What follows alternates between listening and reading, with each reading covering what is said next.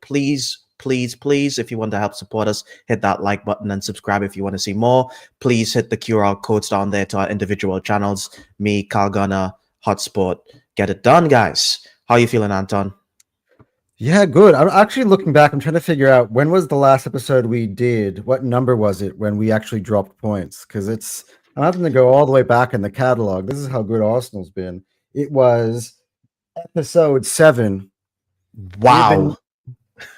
We have been 9 episodes since we last dropped points. So it just tells you how good the Arsenal have been. So it's been a good run. The whole run. world is doing backflips to take over a draw. Oh wow. Shows you how far we've come. But I'm good, man. I'm good. Been taking a bit of a break this week from the heat. Not that I'm ducking any heat, because I will always be here to back up the things that I say, even if it doesn't always go my way. But it's been relaxing, mostly because it's the international break, so it gives a good chance to kind of me personally, I was since I've come back from Japan, I haven't done any personal videos on my channel for a bit. I've just been kind of, to be honest, the stress from the Sunderland game kind of like took me out. I'm not gonna lie to you, that was such a emotional roller coaster of a game, absolute madness, and it kind of just, I felt so exhausted after that game. But so I've been ducking the heat more than you have. So, but ready to come back. I'm always facing the heat, like in the group chats. I'm like still on it. Yeah. So we have quite a few topics to talk about today. Our very first topic that we want to discuss today is the Arsenal versus Burnley reaction. Well, not Burnley. Sorry, Sunderland. I wrote down Burnley. I'd love to talk about Burnley. That was a great game. That was an awesome game. But the Arsenal versus Sunderland, thoughts on the game and the tactics, and how we feel about it. You know what I'm saying? So I'll get you to give your opinion first. First initial reactions and what you thought. Yeah, look, to be honest, I think I've said this on repeat for a lot.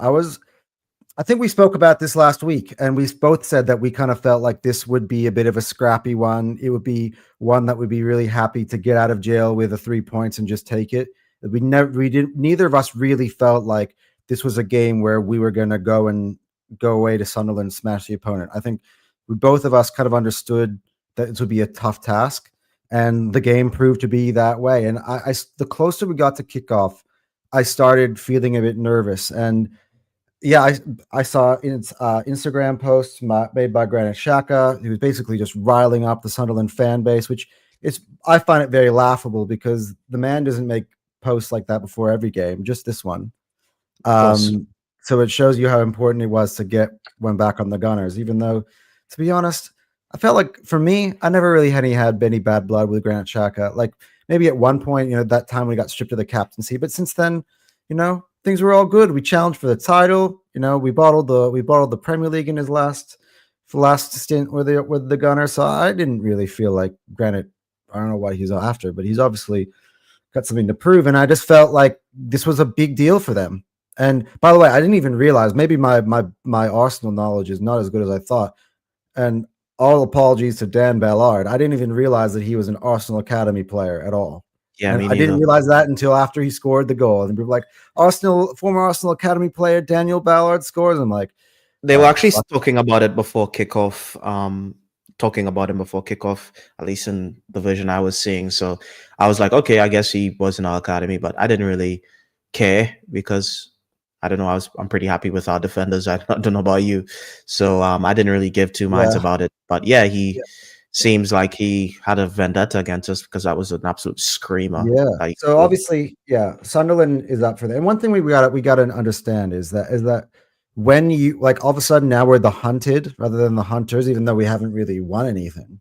Generally, people go after the champions. But thank you, Liverpool, for being so shit that people have forgotten that you are the champions. So they have to come after us now, and we're the ones with the big target on our back. And I feel like that's something we have to get used to. Something we've been getting used to the whole year. The low blocks, the mid blocks. Everyone is trying what their hardest to try to get after Arsenal and playing us in different ways. Sunderland, to their credit, came after us in a different way, while also being able to stay rigid defensively as well in most respects of the game, until they started to feel a little bit comfortable. But yeah, look, I just felt that in that first half, it was a bit slow from Arsenal. The build-up play was slow, and I think you had to expect that, given the fact that we've been on the road. Had to go up to play Burnley, then all the way to Czech Republic, and then back, and then all the way back up to the top of northern part of England to play Sunderland, and in all within 7 days. And you can tell this is a team that was very, very tired. And I think maybe we knew that going in with all the 7 injuries that we all the players we had missing in the game. And I could definitely tell that was something that was playing its toll. One thing I will say is that despite going behind, that I love the fight from this team, and I feel like it's got forgotten in the result, but we fought all the way back. I know, Cal, I was in the group chat with you. You didn't stop believing.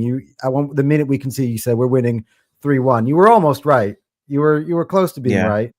But yeah, I mean, Saka literally took the game by the throat, and we're going to talk about Saka a lot later on today. And Trossard, that was probably Arsenal's goal of the season so far. So, not for me. Okay, well, the Zubi one was kind of nuts. I don't know. I just felt like this one was better. It was because of the stakes. Because of the stakes. The stakes, yeah, and just ripped away. It ripped, and it was an arrow, and it was a bullet. What it meant was at the time. Well hit, well struck. Yeah. I understand. Yeah. So, but yeah, I felt like we were on our way to 3 points, and then Ryan Gabriel just got their wires crossed at the end there. And I haven't been. I'm gonna be honest with you. Just my opinions. I haven't felt this hit from a result since probably losing to Aston Villa in the 23-24 season. Because I sat here, you were pretty peeved after the Liverpool game. I was peeved, but I wasn't hurt. This hurt.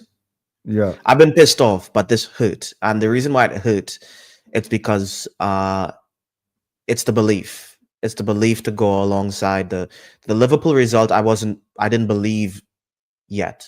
This season. That was pretty early in the season. I didn't really like how we were playing too much up until that point. And the run that we've been going on, and it makes your heart swell with so much more pride and belief. And that dagger at the end, the way it happened, the fact that I'm watching our team fight back. We fight back and score the 2 goals. Beautiful goals. We actually do it, and I'm thinking so close. And I'm thinking to myself, okay, this is champion. Because I'm thinking to myself, okay, we're winning the league. Like that's how I was feeling up to 1. I was saying, yeah, we're winning the league, because it's like, okay, this team has literally everything. We literally can't lose, and you feel invincible. And to lose in that fashion, I haven't felt that hurt in a while, and I think that's why I probably took a little break from football, because that was just it hurt in the chest. And let's not get it twisted, people. Not disappointed in the team or anything like that. I'm not disappointed in Arteta. I'm not criticizing them. This is football. These things will happen, and we're not going to go out there and win every game. And Sunderland, they're doing fantastic this season. Let's keep it 100%. That's what I'm saying. You have to really. There's a big part of this that credit needs to go to Sunderland. I think people don't do it enough. They didn't let us play, and especially in that first half, what they did to stop us. First of all, the ref is a bozo, an absolute fraud. In terms of What do you think about that first free kick they got? I'm not even going to talk about the individual decisions. I'm just going to say this. When the game's broken up the way it is, and the fouls are going in one direction, and it's stop, start, that is 100% against Arsenal's favor, because we can't build up a flow. There is no flow state. It's just broken up shit football. And it really suits other teams when the game is played like that, especially when the free kicks are going against you. So, but that pissed me off.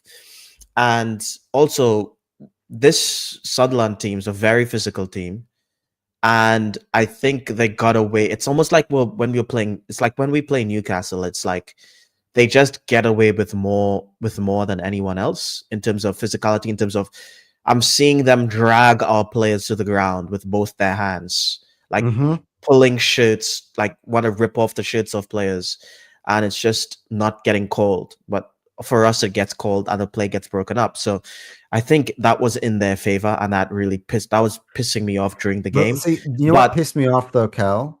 Yeah, I'll let yeah, you finish in a second. That first one, the one they got the free kick that they gave to Zubi, and the yellow card, which ended up being the goal, right? yeah, Granit yeah, Xhaka earlier in that run literally drags, I forget who it was, down to the ground by his shirt, yeah. drags him That's a to the ground illegally. That, by the way, in the NFL, that gets called. That's a more physical game, right? yeah, And he lets that run and then calls not even Zubi a for a foul. soft foul. Yeah, So yeah, that's what pisses me off. It's not the fact that he gave the free kick that ended, like, who would have known that that would end up being a goal. yeah. It's It just the shouldn't have been a goal. principle of the That's bad fact, like defending. watching it Yeah, 10 seconds yeah. apart from each other. But Like, in my opinion, we just have to rise above that stuff because we're just not gonna get. We're just gonna. That's just gonna happen. You know, and because we scored the 2 goals in the way that we did, it made me believe like, okay, like the team will rise above, like we will rise above. And to be honest with you, the how the goals were conceded in the end, that wasn't Arteta's fault. There's a little bit of a discourse about, man, he shouldn't have played Mosquera or whatever. To be honest with you, that last thing, like that was a miscommunication between Gabriel and Raya, and yeah, we don't see absolutely. many bozo moments from them anymore. But that was a bozo moment That's from what both I'm of them. saying. I think this comes down to a lot to fatigue. And I've said this on a few of the shows already that I've been on this week, that I just feel like they're just doing things because in the brain, it's not just fatigue in the body, it's fatigue in the brain and having to be focused. Think about it. This is a team that has kept before this 8 consecutive clean sheets. And not just that, it's not like at the end of those games we've put in a lot of effort to try to make sure that we keep those clean sheets. And Yeah, and in this game as well, we had to defend for our life. They were in the box many times. Like, I felt very uncomfortable with yeah, how we just kind of allowed them in that yeah, part of, like, to in that latter part of the game, the last 10 minutes, to yeah, just have so many chances. Like, all of a sudden, when the gate has been totally shut, that it's suddenly creeped open and they're yeah. coming in every single time. But this is, And yeah, to I be just honest think with you, I'm gonna say this. I think that's down to I think fatigue, don't you? I think if Eucharist wasn't injured, we probably win the game. And the reason I Boom. say that, Thank you. it's because first of all, he subbed off Eze because Eze provides absolutely nothing defensively. He also doesn't carry the ball. So in terms of build up or anything to kind of relieve pressure, because building up with the ball carrying, that's also defensively, because you have the ball, you're keeping the ball, and if you have the ball, they don't have the ball, and Eze doesn't carry the ball, and he's not good defensively, so he actually doesn't provide much. Like, he actually provides nothing if in a situation like that, unless you're just shooting balls over the top and hoping that he Yeah. sprints or something. So that's not going to work. So if Eucharist started, he would have subbed off Eze for Moreno, which would help because Moreno's a dual winner, and it would, and because Eucharist also is a physical threat and press as well, we would be able to keep the ball.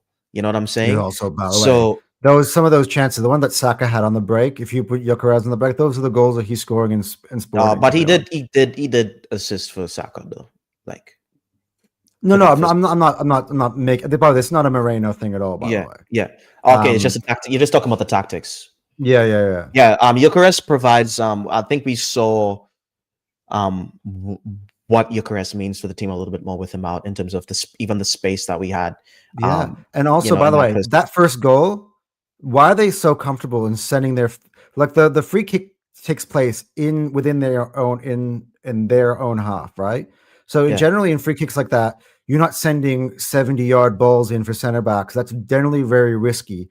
The reason why yeah. they felt comfortable doing that is because they didn't have to account for Yokerez's threat Yeah, going their Eucharist way. helps us so much on the transition. It's unbelievable. And it's not like I've been very critical of him, but in terms of, especially in terms of he mightn't be the fastest, but in terms of build up on the transition, he's very, very good at like cross balls, laying it off through balls, and he's able to hold the ball up for that. So like he's able to hold the ball with like someone like say maybe Zubamendi, like Declan Rice wins the ball and hits it into Gyökeres. Gyökeres is very good at holding the ball, taking a little look and then swiveling it into either Saka or whoever is running forward. He's done that quite a few times. It mightn't always end in a goal, but we've seen it end in goals, like the ones that, like the assist he had, like the pre-assist that he had for Trossard in the last game that he played, which was amazing. So we're missing him. And yeah, we don't have. I think, to be and honest, we're also missing. We were also missing Martinelli, because yeah. Martinelli on the transition is deadly, and we don't have him. So we had to play. So I think it does get into account. That's what I keep saying. So like, look, my overall takeaway from this game is that it sucks to drop points, but I think there are a lot of positives to come out of this as well. Yeah, because I think first of all, it shows you, by the way, the resilience we had for the first time this year. Really, I think this is the first time we've actually come back from outside of Newcastle final, second time that we successfully came back from a deficit and then took the lead. Yeah. And so that shows you a lot of character. Because to be honest, at halftime I saw nothing from this team, and the fact that they came out with a bit between their teeth, we didn't need to make any substitutions. Yeah, and they showed the and character obviously of the fight to come back. Anyone blaming Arteta, it's like. Yeah, nah, because like whatever he told them, he like in the tunnel, like he said something. They scored 2 freaking goals, like, and to be it honest, was because I'm at this point though where people are making Arteta points, and it's because they're looking for it rather than them actually analyzing the game and being constructive with it. There are Arteta outers who are waiting and waiting and waiting for weeks. As we said, it's been 9 episodes. For weeks to finally find something to criticize Arteta about. And they're basically just clawing at straws at this point. So but it hurts, it stings, and I don't blame the coach. I don't even blame the players. I think it's just one of those games, dude. And I'm really proud of this team for what we've done so far. You know what I'm saying? So I'm just just think of all the stuff that had to happen for us to actually just draw a game. Never mind losing, to just draw the game, right? Yeah. We had seven first team players out for this game.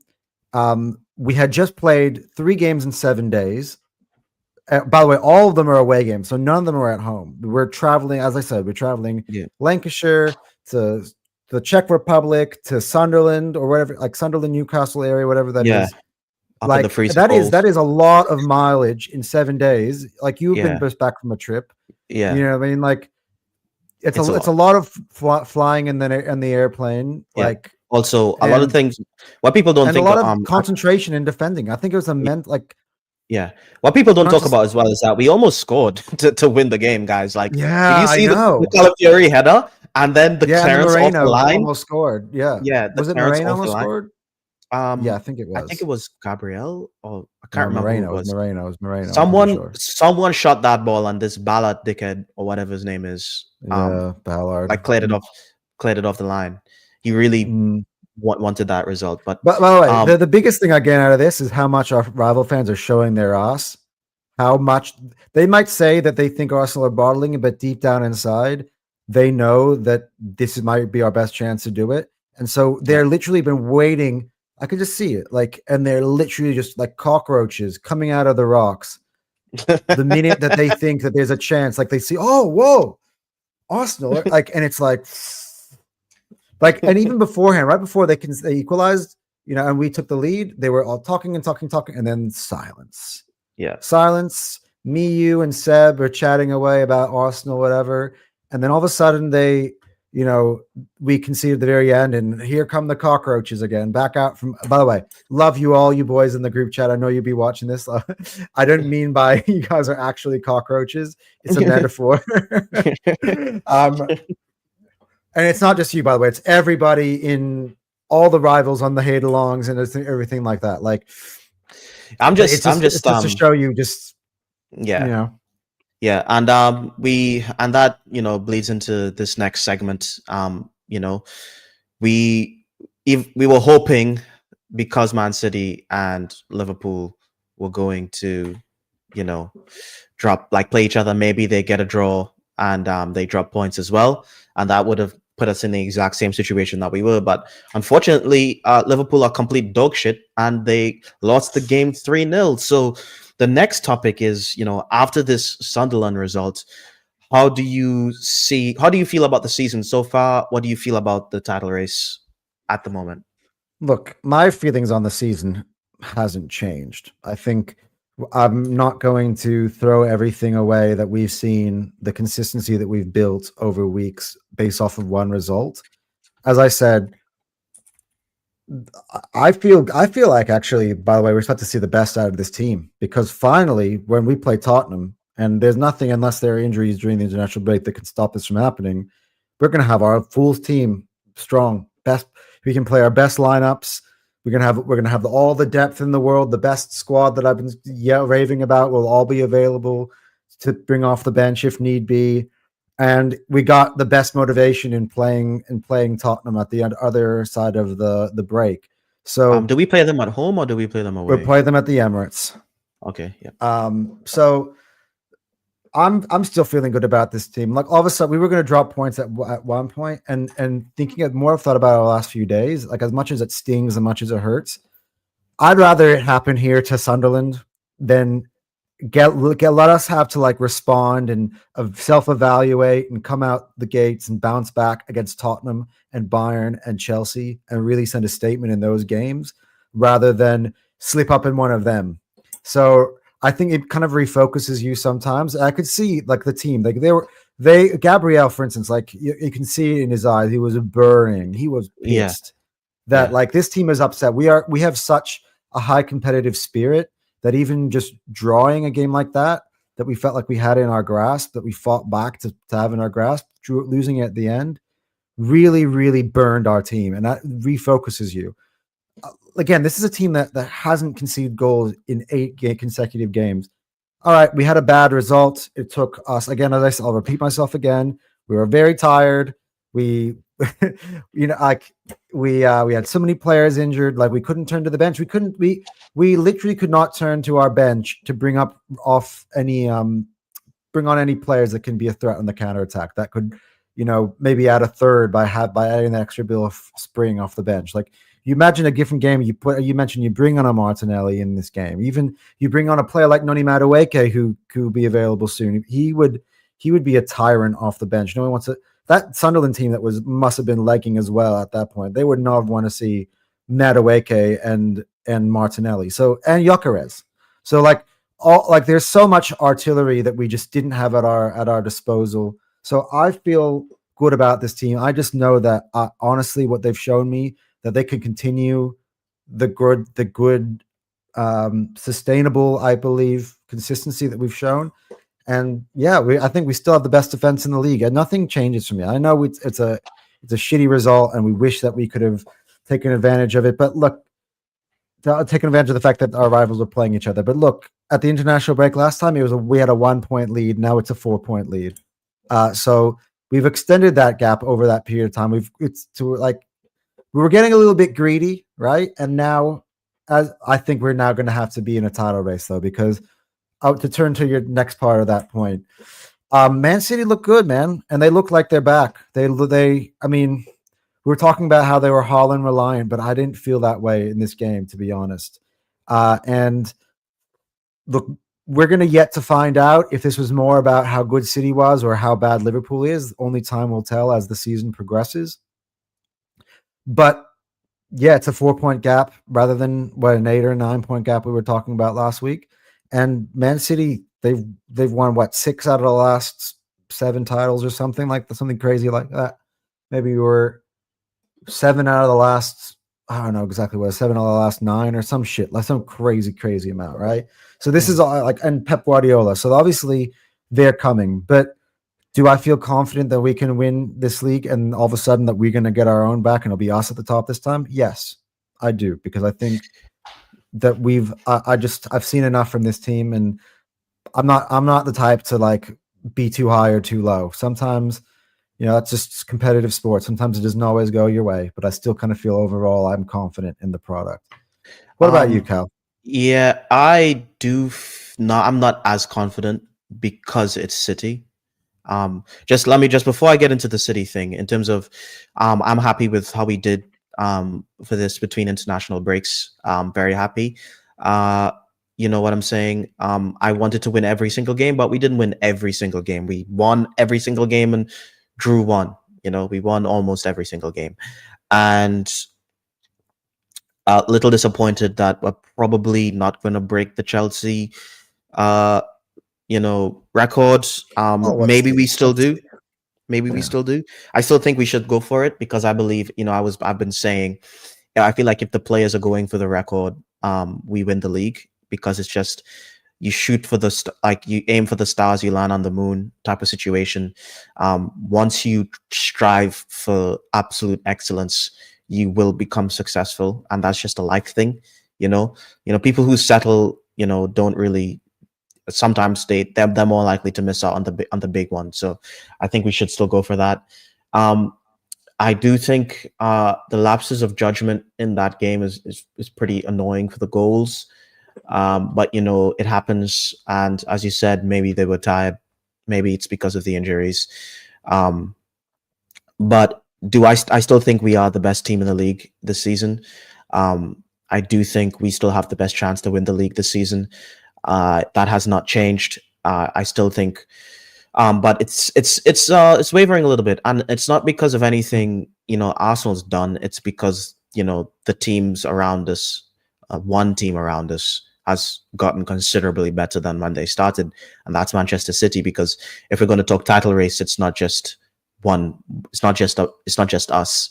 It's about the field, and I still have PTSD from Man City. I still don't. They can chase, and they pretty much win every title race they're in. They've never lost a title race to Liverpool, and they didn't No, lose they've any never. title Actually, I think they've races. won it. I don't think pretty much. I think they have full They've fact. won every single title race. Yeah, the only times they didn't win is when Liverpool ran away with it. In their off games, but whether they're the chaser or the ones being chased, they end up winning, and that's a problem for me. I hate that team. I hate City. I hate Pep. I hate Haaland. Actually, it's very hard to hate Haaland. He's such a likable dude, but I just hate what he represents. And yeah, I just hope that we can just I just hope that we just continue doing what we're doing, and I hope Man City I hope that they just drop more points. To be honest with you, I just need Yeah, them to drop and more I points. hope that Ash and Kane are happy in a couple of weeks. Do they play City? Yeah, Yeah, at St James's Park. they're probably gonna lose. To be honest, they're frauds. I know. I don't trust. They've been so bad. I don't trust. I They don't got a trust. draw there last year.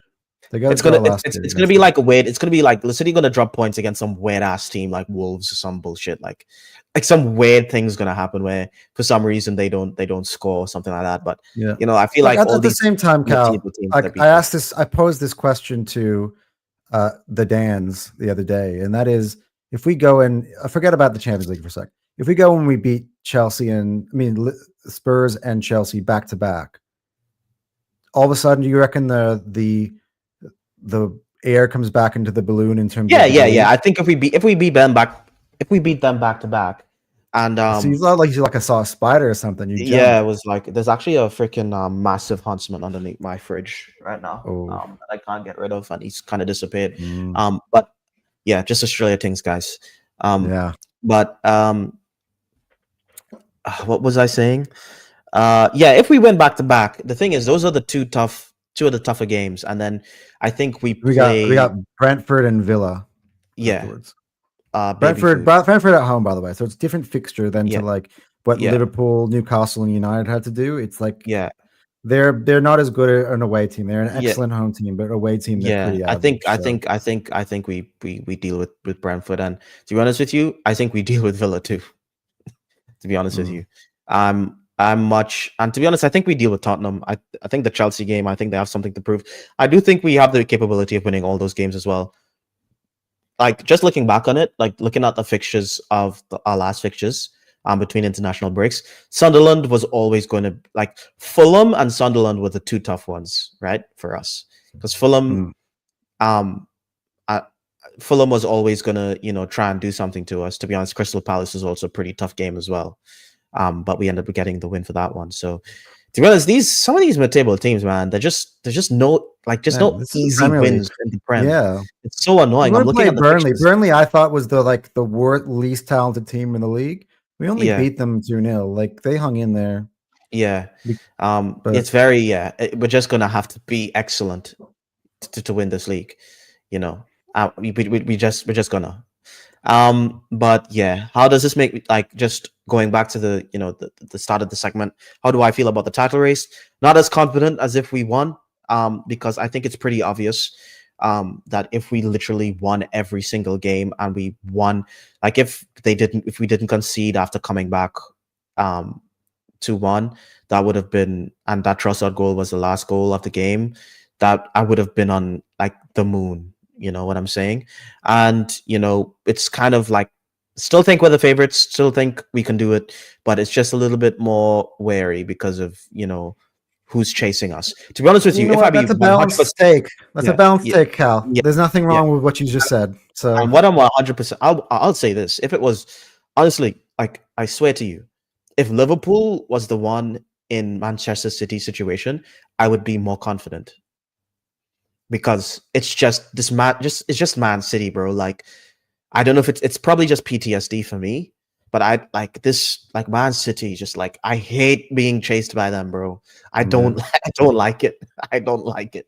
Look, at this point, though, this is the way I sort of feel on the being chased thing. Is that if I was Arsenal, the players, right, just focus on us. Let's just make sure we're getting results. We're getting performances in. Because at the moment that we're not going to need to slip up once, but twice for them to be able to jump us in the league. So at the moment, if we can just get back to that consistency, be like, whatever happened in that game, I think despite if we want to say we were tired or not, we still need to go in and we need to address those and work on that on the training pitch and try to, strive for perfection a little bit. Right. Because I think that's the best part, maybe sometimes, of losing games. And I've seen, watched games of teams of mine that have gone on to win, and they've sit there and had some tough moments. And it's about, in those tough moments, are we humble enough to be able to sit there and be like, look, we didn't do things right. There are reasons why we didn't win this game. And sometimes maybe when you're having games that you're winning that aren't performing great in, and at those points, you're not even self-reflecting. And so maybe this is a chance for us to do a little bit of self-reflection and come out strong on the other side. Because, as I said, the good part about having all these players out is that they're coming back and none of them are on international duty.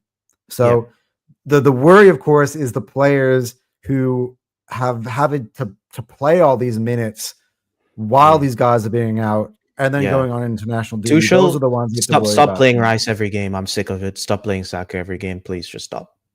Plus, they're already qualified for the World Cup. What, like, honestly, dude, I don't even know why they're being picked in the side. Just literally play like we're already qualified. They don't care. They just want to build chemistry with their team because, but it's international, so the players like playing for their countries as well. But I will say this, just on the way. Oh wait, Gabriel is playing at the Emirates in the friendly, Brazil against Senegal. So okay. Yeah. So what I'll be saying, just on the same thing that you're talking about in terms of reflection, I didn't think the way we'd lose would actually be conceding. I thought the way we would we didn't lose, but drop points would be conceding. I thought the way we would drop points would be like a 0-0. I was expecting, we're not going to concede. It's going to be maybe a day our set pieces don't work and we don't actually open a team up. We actually drop points in like the way that we just don't, which is conceding at the end. Like, if we just don't do that these days, and that's just something to think about in terms of, how did we end up there, at that point? And I don't really have the answer yet. Maybe it is just a tiredness. But yeah, that's something for Arteta to solve. I think is a tiredness, because the mistakes we made were so uncharacteristic. It's not like these are mistakes that are happening all the time. It's just it's like 3.5 minutes ago. We're just about holding on. You could see the warning signs are there, and they're just making on like Raya. How often does Raya ever really come out like that and then clash with Gabrielle as if there's a guy? Yeah, it was a pretty that was Raz's fault, to be honest with you. Um, Yeah, uh, well, first of all, I don't know how he manages to get that ball. How that's Gabriel the doesn't thing. just jump and get that Because ball, that head that bicycle ball. kick wasn't like it was the most freaking impressive bullet. He was Like he it was didn't going at jump two higher than two Gabriel's kilometers an head. hour. Yeah, like Yeah. Gabriel But should the have just ball got his goes head. in it's like a 2 kilometer, like it literally in slow mo. I just seem like I think no. I think he hesitated because of how high his foot was. I reckon. I reckon he Yeah. pulled out of the challenge a little bit because he sees the kick coming, and I think that's why he goes to the ref and Well, says for that's a me, high I foot. was wondering because I was literally seeing them. Actually, I wrote that in the group chat. I was wondering if that was going to count because of how high the foot was. He was Yeah, basically almost because at I Gabriel's feel like head. Gabriel pulls out of it because of how high the foot was. But Yeah. that's just So he doesn't want to get kicked in the face, but he probably hates himself because if he got kicked in the face, he would have won the game. He probably would have taken that, but I'd rather him not get injured. But anyway, that's probably going to wrap up this segment, and that kind of I have these segments kind of rolling into the other one, and we spoke a little bit about Man City, and I just want to talk about that Man City versus Liverpool, and yeah. maybe stress a little bit more on Liverpool, like what's happening with them. Are Liverpool shit? You know what I'm saying? What's going on with the title race in terms of Liverpool and Man City? Talk to me, Anton. Shall we really talk about it? Because you know where I'm going with this. Look, guys, I tried to warn you. Everybody who was like, Liverpool had the best summer, they're going to be untouchable. The champions, they added Isak, they added Verts, they had the best window, they won the window. No, they did not. And this is why I felt that way. As I said, guys, just because you buy good players doesn't mean that you've bought the players that you need.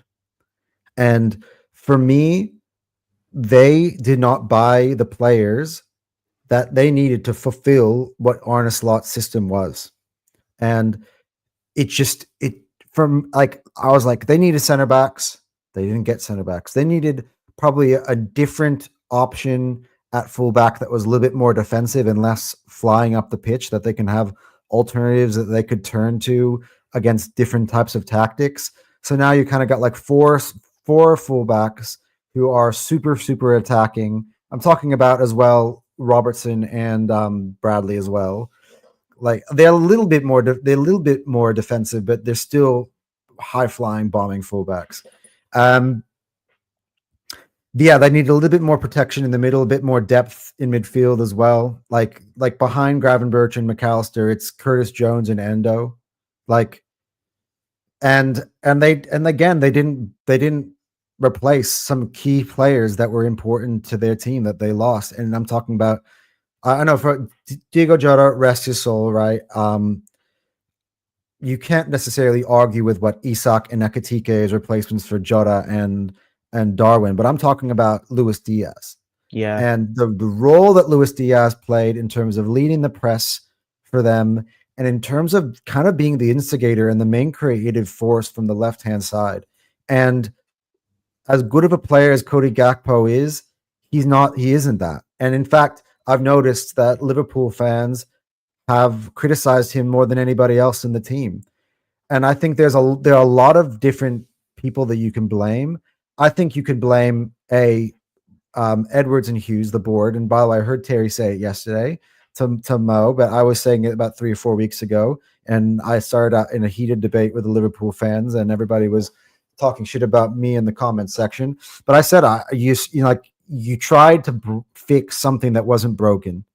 And sometimes when you do that and you're adding too many egos into your locker room, or you're trying new things on the fly after winning something, sometimes you just got to keep it a little bit settled. And but here's the thing that Slot, I think, is culpable for.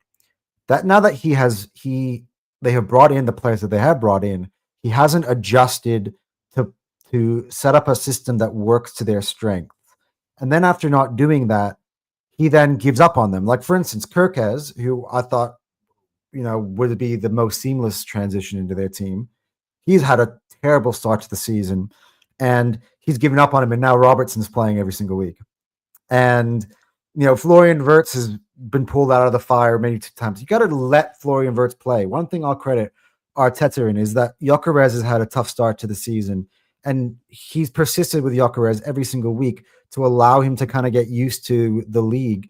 And you can see week after week after week him growing in confidence and familiarity. But I think that's also because Havertz was injured.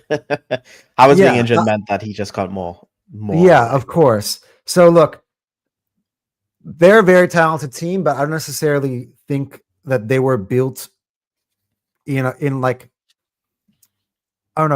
singular way. Like, for instance, when you look at our players, the players we bought, you kind of knew what purpose each of them was. Even Madueke, who we were like, Madueke, what the fuck? Once you saw all the 8 signings and saw where they all fit in, it made sense. Yeah, it made sense. Everyone plays a role in what they're trying to do. And Liverpool's situation, I didn't feel that way. Like, let's be honest, right? What was the role of buying 130 million pounds on Isak when you already got an Ekitike young player who, by the way, has adjusted to the league and taken to it really well?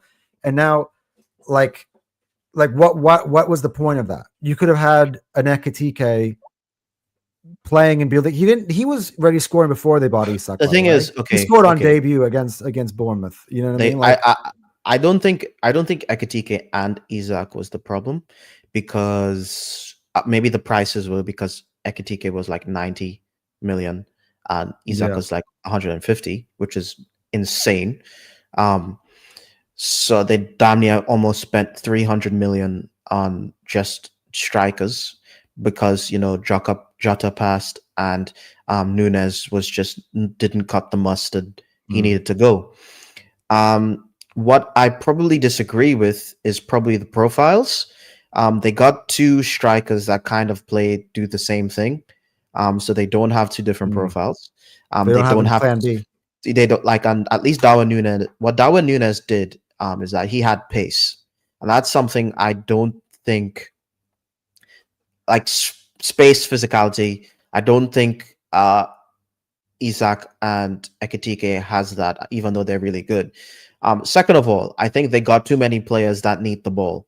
There was a guy that was on Mo's channel for the talking about Salah as well. Yeah, he was saying, I can't remember his name. He's a Chelsea fan, and he basically said this is the funniest thing he said. Like, they had a Liverpool fan on there, and he was saying, like, hey guys, it's one ball. Like, guys, like, we need to relax. There's one ball on the pitch, not 50 balls. It's not, it's not, Isak doesn't have his own ball. Ekitike doesn't have his own ball. Salah doesn't have his own ball. It's only one ball. And that's the problem with Liverpool right now, I feel like there's too many players that need the ball. Like how is Salah how is Wirtz going to be useful if Salah's the one that has to be the engine who's creating for the team? Wirtz needs a ball. Like, if you have Wirtz in your team, he has to be the engine, the creative engine. It's like imagine if for some reason Odegaard was starting every game, and we put another 10 next to Odegaard that's even more ball dominant than him, who wants to progress the ball more than Odegaard. And it's we tried that in a game, it didn't work. We put remember the game against which one was it where he came off early? It was West Ham, right? We tried that. Oh no, we tried playing Eze with Odegaard together and didn't work. Odegaard to get injured. But to be honest, I would like to try that again. I would say this: Eze doesn't need to carry the ball, at least.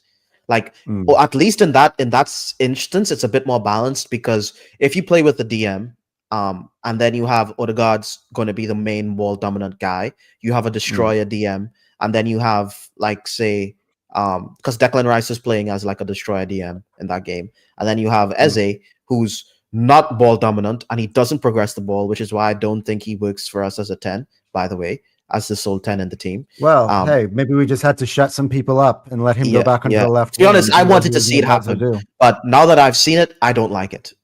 Because when Eri progresses the ball, he's ball dominant. Eze isn't ball dominant. You give him the ball in a spot and he dribbles or he shoots. Like, he's not much of a playmaker, is he? He's not a ball carrier. He is a playmaker. He's just not a ball carrier.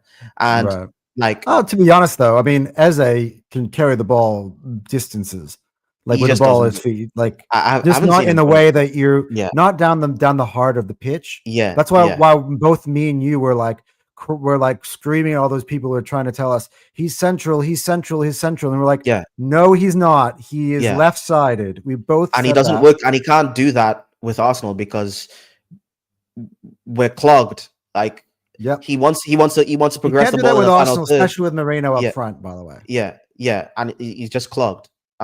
So and that's a problem. So for Liverpool, it's like we have Woods, who's probably gonna be more on the ball, who needs to be the engine, who needs more touches, who needs to be spraying the ball, and then like he's not gonna do that because Salah Yeah. is the engine, and well, you have these two guys that need the ball. So one of them is kind of doesn't do much when he's on the pitch, and he's not an engine. He's not gonna be running back and forth, and he's not gonna be tackling people. He's not very physical. And then you just get all these players that are just these luxury type players, and But it's just here's the not thing working. that I've noticed, Cal. I want to get your thoughts on this, right?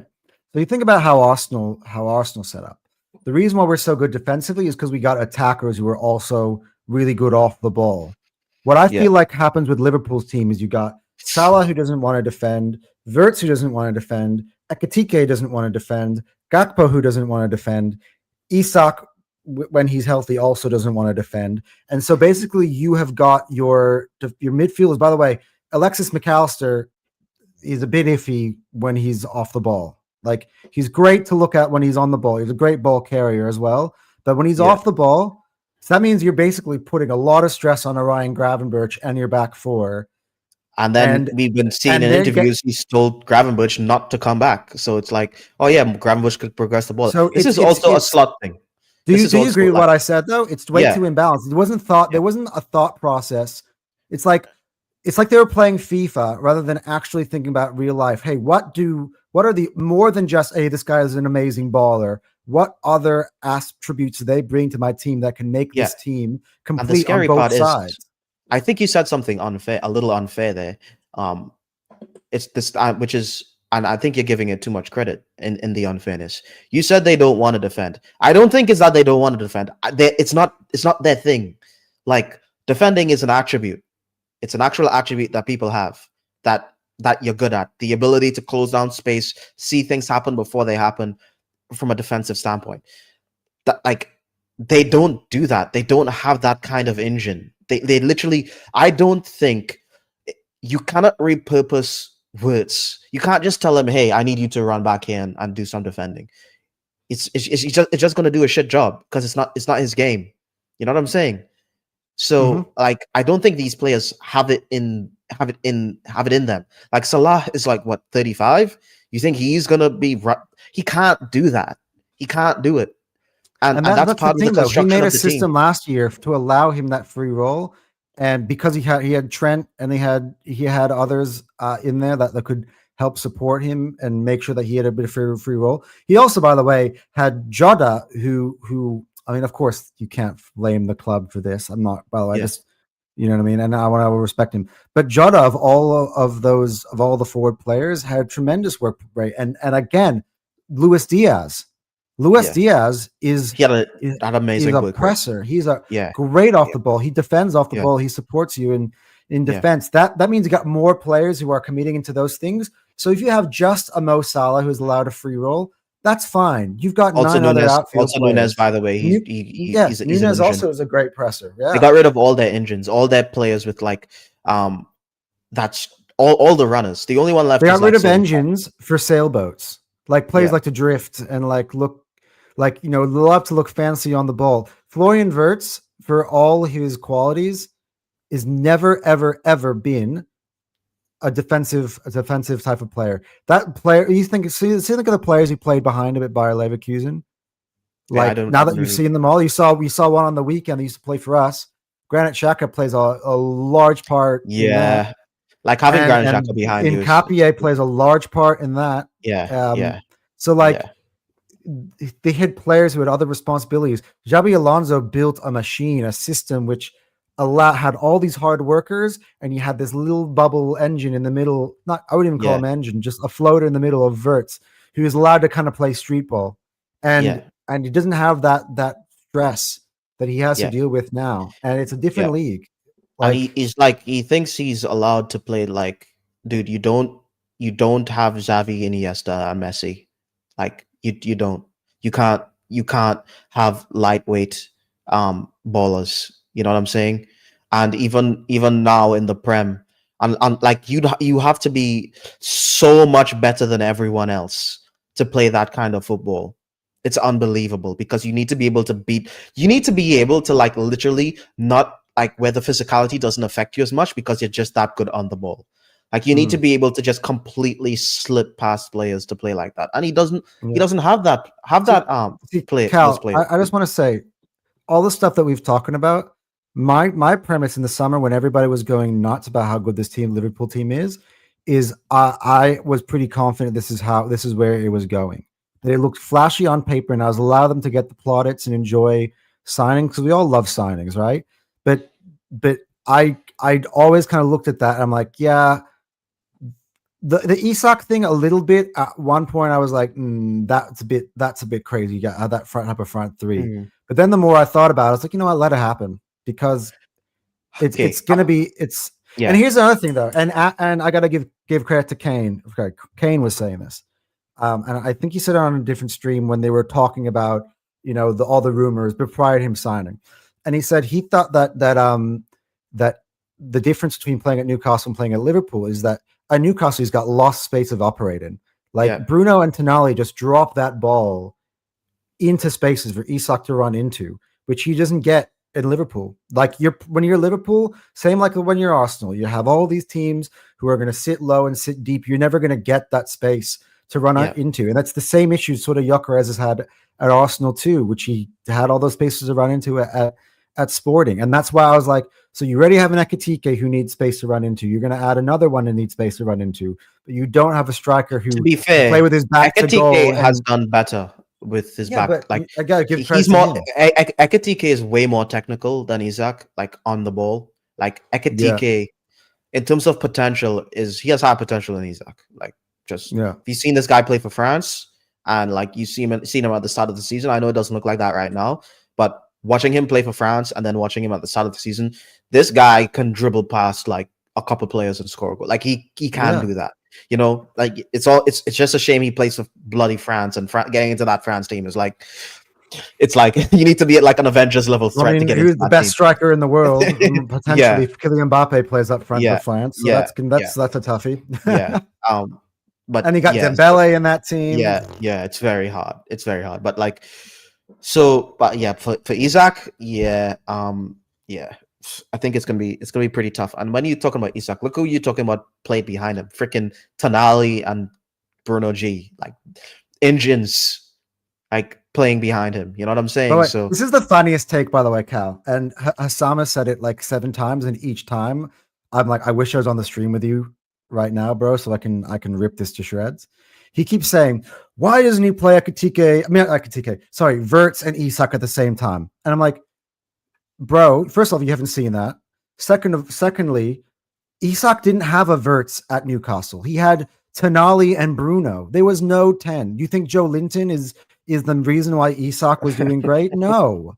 That's not even like you see, in the formula of which Isak was playing his best ball of his career, he did not have a Florian Wirtz in his team. So where are you getting this notion from? He has yeah, no excuses for me. He like McAllister and Gravenberch. I actually gotta say, I actually think that's not as good as Bruno and Tonali. Crazy enough to say, to think about it. I'm just putting him out, but he still has those type of players that essentially. now Could, McAllister, come on, dude, come on, like McAllister and Gravenberch is better than Bruno and I Tonali. don't know. I It mean, I'm is. just thinking about the way McAllister and Gravenberch have played this season, and maybe it's just Nah, it's flooded my like don't mind of let what. this season Yeah, like yeah. cloud your judgment because But you I get think my point. Like yeah you this is about Verts. Like what Slot's doing to this team is actually like a crime against football because he has completely made all these Liverpool players look like absolute dog shit to the point where you're saying that even like Salah and Van Tonali, Dijk, bro. or they've kind of like, well, they're getting older, but like this is his fault. Like this is Slout's fault. Like I know like the players have a lot to blame for them, but like tactically, you don't lose to Man City 3-0. Like tactically, that should not happen. That should never happen. Not to these players. And I know you said that you didn't, at the end of the window, you were saying that you think this team's not going to be very good. I thought they were going to be good. I still thought they were favorites. I thought we would still like take them to like the last day. I thought that we would still have a really, really good chance of winning the league. Because in my mind, I saw Mbappe go to the best team in the world and not win anything. So I was still like I still knew that you don't just put all these plays together and it just works. But I thought it would be a lot better than this. Even our team, like I was just giving us praise about whatever. Even our team haven't stuck them together; it just works. You've seen a lot of them having to figure it out. Yeah, and we still offensively I mean, you can hear all the chat people talk about how we don't score many from open play. Offensively, still as well. That's where I feel confident as well. Is that we still have to put it together, but I'm happy with the platform, the consistency, with the players we've got around them to allow that the freedom to put that together. Like, but even for us, like it's a big risk that you take when you make so many signings, especially half of them being starters, and expecting it to click right away. Yeah. Thing is, and even for City, it's taken City a while. I mean, again, a lot of those guys were injured. Like Shirky was injured. They still haven't gotten Nuri back. Reinders, I think the last couple of games has been better, but he as well. Like I don't. How long is Rodri out for? Yeah, I don't know. That's the other thing though. He's still in the incubator. They can bring him back. Yeah. So yeah, look, City is the team that I think I'm not sitting here poking holes in them as much as I can with Liverpool. I think the holes with Liverpool were evident, but I'm done laughing at them. I know you brought it up as a topic here and you allowed me to do it again. At this point, guys, and I hate to spoil the tears for all my loyal viewers, but I put them as top 4 ceiling because for me, I don't see any difference in form. Ceiling. Yeah, that's fair enough. I don't see any difference at the moment between them and Chelsea in terms of the consistency.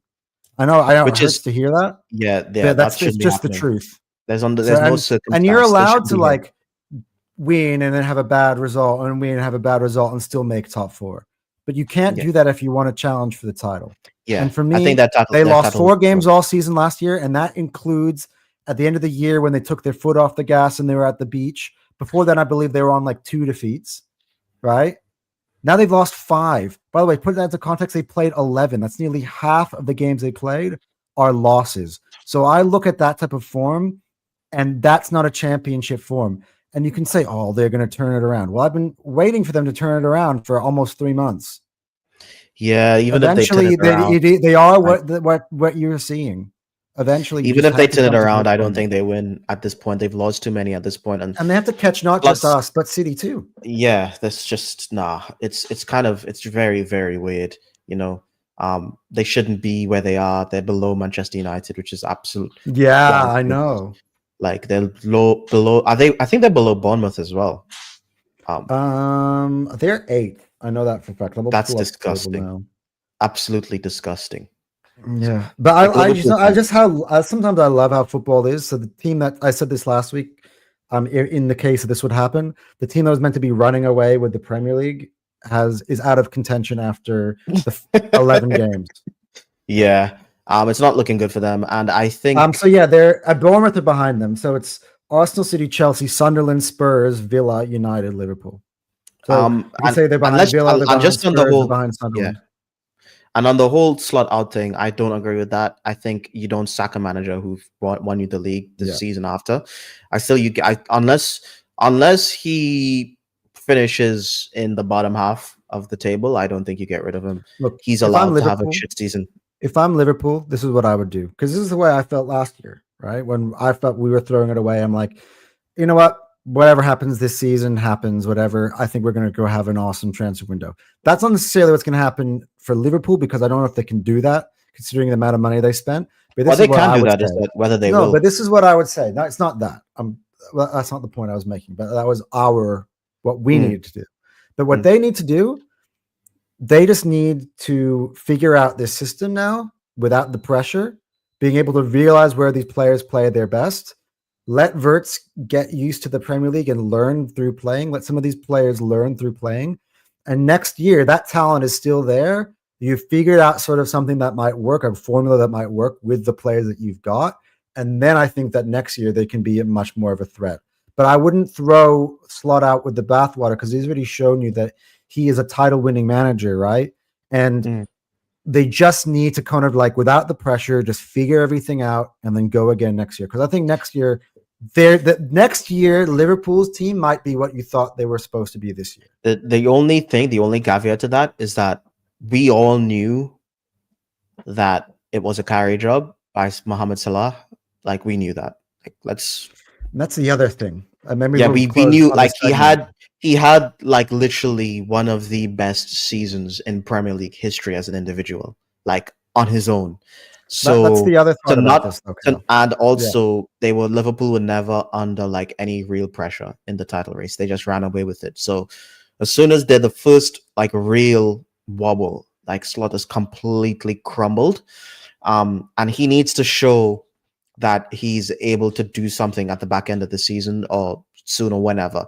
If the season goes by, and even if he does finish in the top half, but he doesn't show any consistency and he doesn't show any real spine, I'm not sure if he's the guy. You know, I don't know, because at the end of the day, like Salah did like an absolute madness, you know. So yeah. Look, here's the thing. We probably should close up this topic because we got other stuff and we're almost at the hour mark.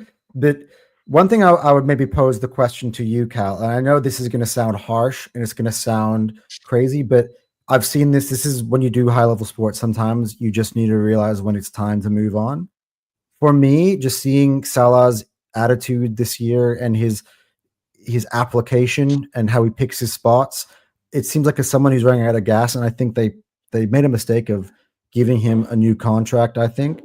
But for me, if I was Liverpool and I was really building this team correctly, because you got the pieces though that can make up for that. So suddenly you take Salah out, you know, you got Wirtz, who you're gonna say would be a year into his Premier League career, probably much more used to the league. He's a creative force. He's still got all that talent is still there. He can be a creative force. You got Isak, who's a goal scorer who can get in behind. What I would do is get myself a right winger who's not necessarily like world class, but has got a high work rate. Put him in there instead of Salah. So you got somebody who's just a little bit less of an ego, who is able to kind of put a little bit more on the defensive side of the ball, and just trust in the pieces that you've picked up already, and maybe just sell Salah. And in that respect, maybe sell Van Dijk too. But maybe you only get one at a time. Maybe just start with Salah, keep Van Dijk, and then because obviously they got a lot of center backs that they need to deal with. Just like get rid of Van Dijk now. They got nobody in the wings to get him. But with Salah, I think they'd be a better team if they had just that sort of game plan, because I think you get the best out of all the other guys that they got. Yeah, the thing is, if Salah's in the team, he needs to be the outlet because he's not going to do anything defensively.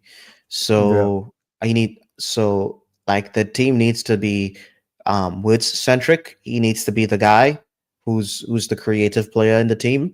Like, switch everything to be Woods centric. Make everyone do the work for Woods.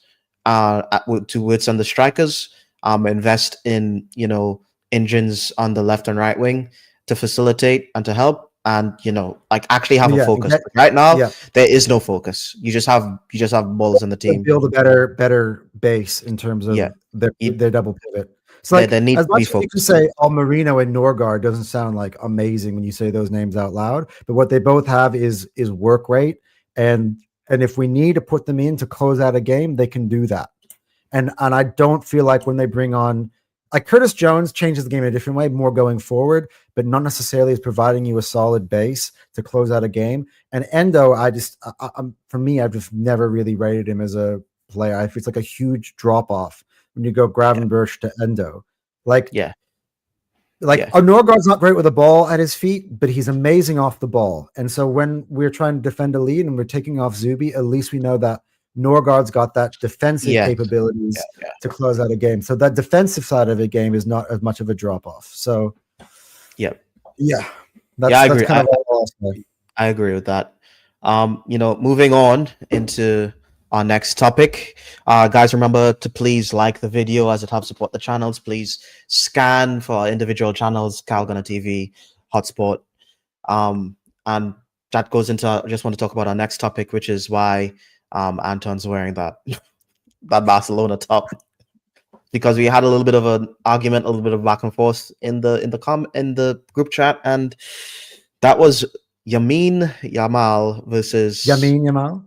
Yamine Lamal or whatever. Burnley versus Saka. Who's the better player right now? Who has more potential? If you're literally like, not to load the question at the front end, but only an Arsenal fan is gonna have entertained this discussion right now. But Anton, take the floor. What do you think in the Yamine Lamal versus Bukayo Saka? well, Argument? you know what the jersey I'm wearing. You think I was going to go down one route, but no, I'm the Arsenal fan who decided to throw the Bukayo Saka in this conversation. And if you're a fan of Anton, you're not surprised. But I want to say, look, I come in peace. This is not an agenda, right?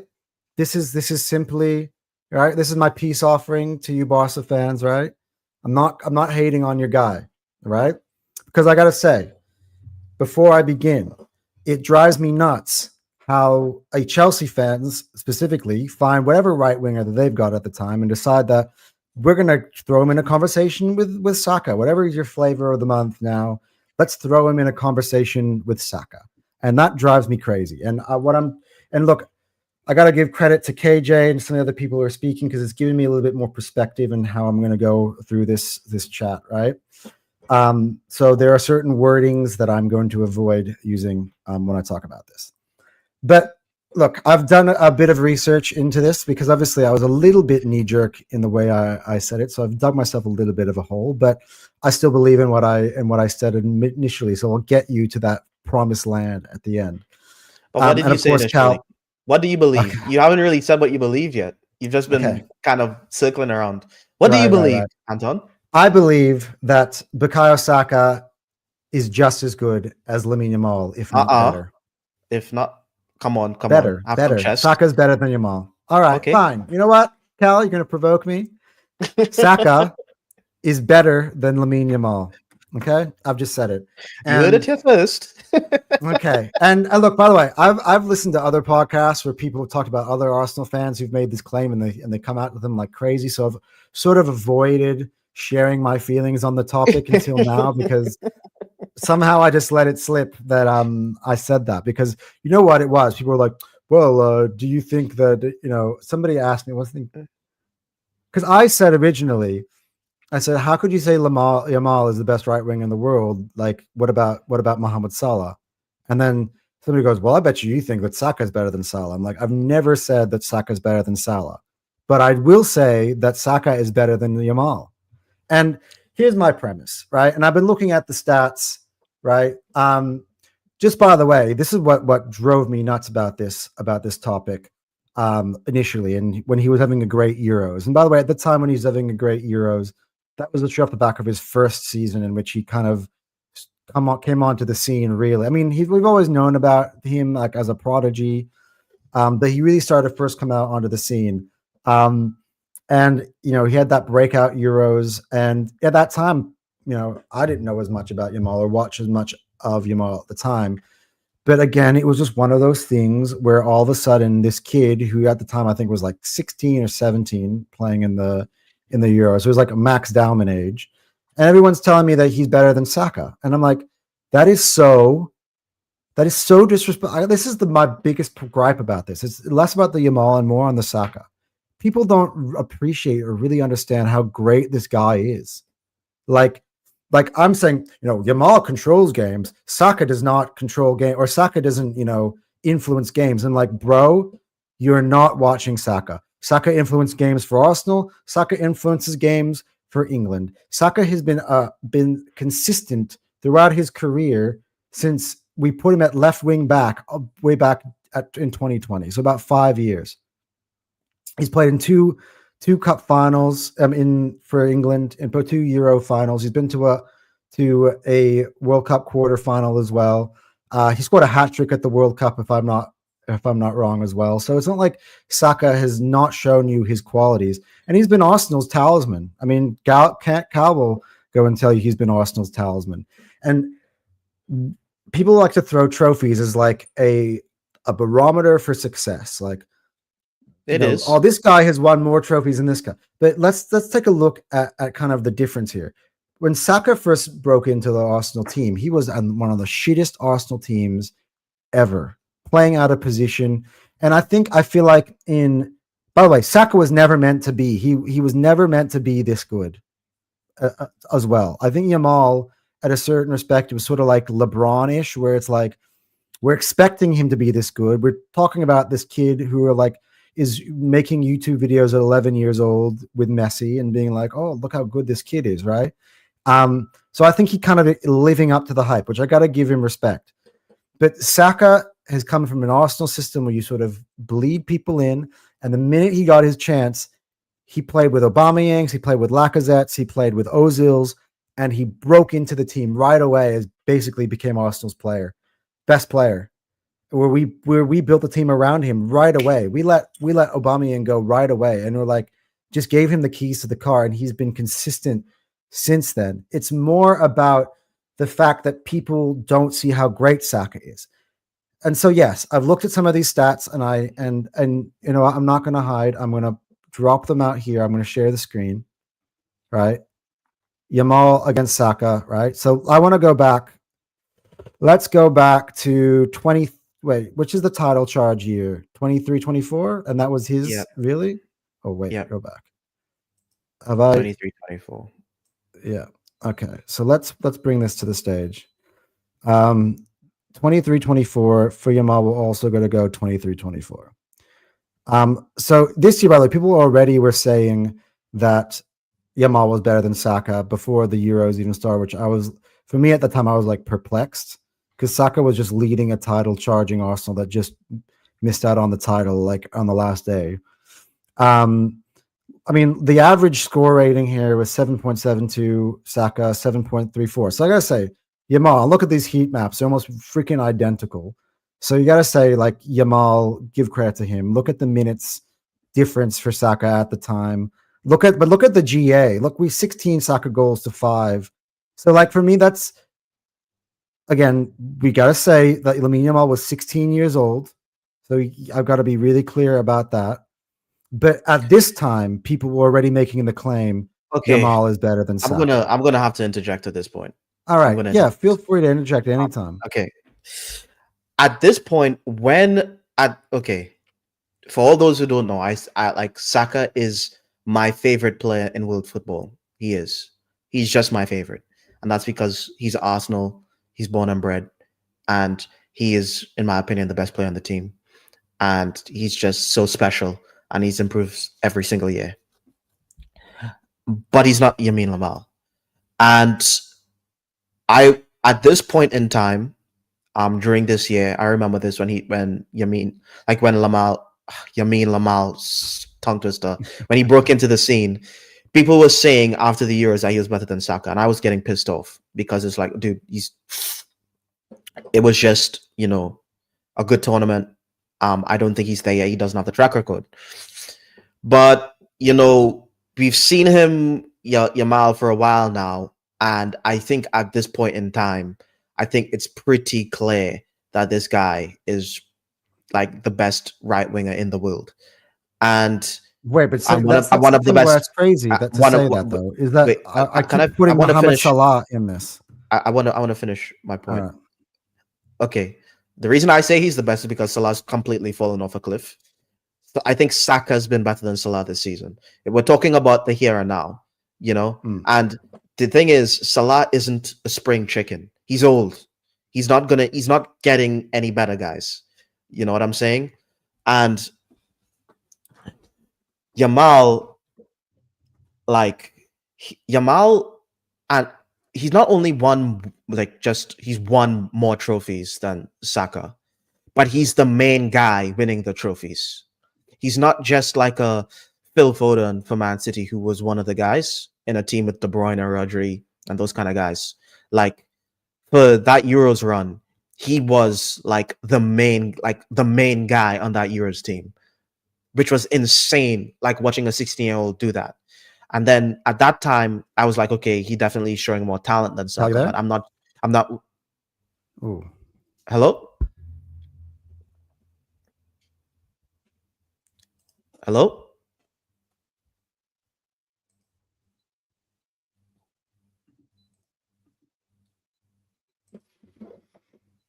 Okay.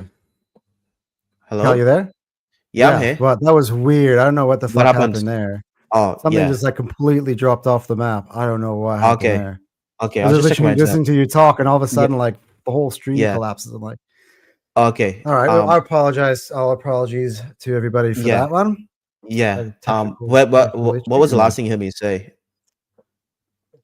You were saying something about Yamal carrying them and being the main contributor. Yeah. I was saying, Yamal is the main guy, and he's not like a Phil Foden where he's like, relying on a De Bruyne or a Rodri or all like that insane City side.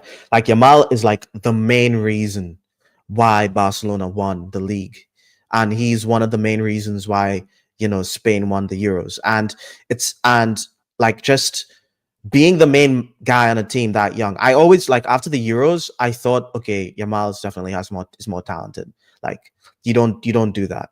So I said, okay, he needs a consistency because people have these seasons where they go berserk. We've seen it before. But the fact that he's shown it for multiple seasons now, and the main guy in a team winning trophies at this age, what I see him do, what I'm like when I watch this guy on the pitch, he can do things that literally no one else I'm seeing doing. Like you can give him the ball and he will just dribble past and shoot, and it's like he's not one of those guys who's just like, I'm just going to dribble the ball and like pass it back and, dribble the ball and just bad at decision making, but I look really nice and I look really silky.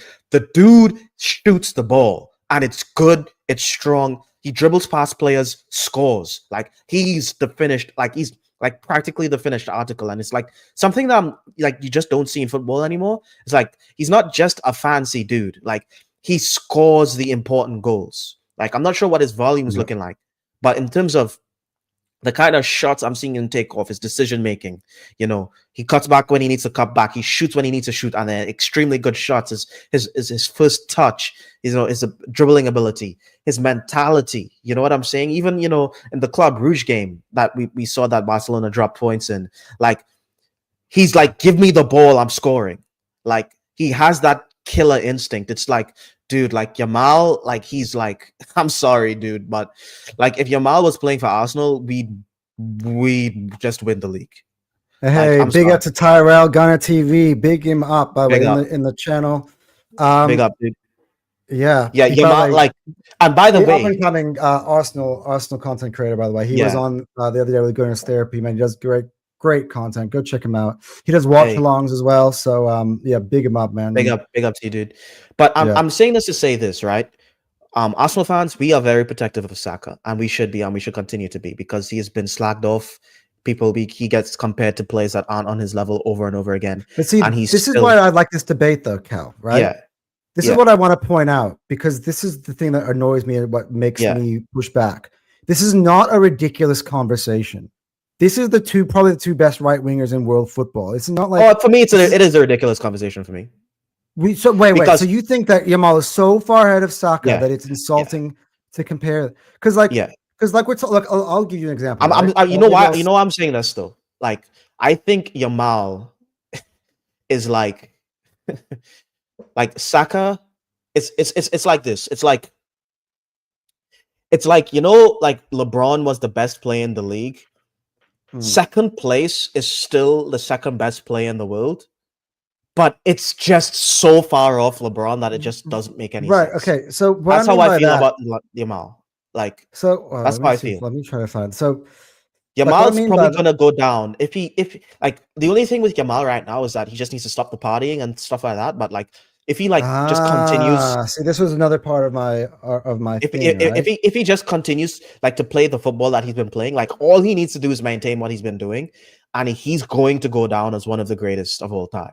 Yeah. Like people are gonna when you're putting together eras of football, like it's going to be like the Yamal Mbappe era of football. Like that's what you're going to be saying. No, You so know what I'm look, saying? if you look at this is why I brought up all these FIFA ratings, right?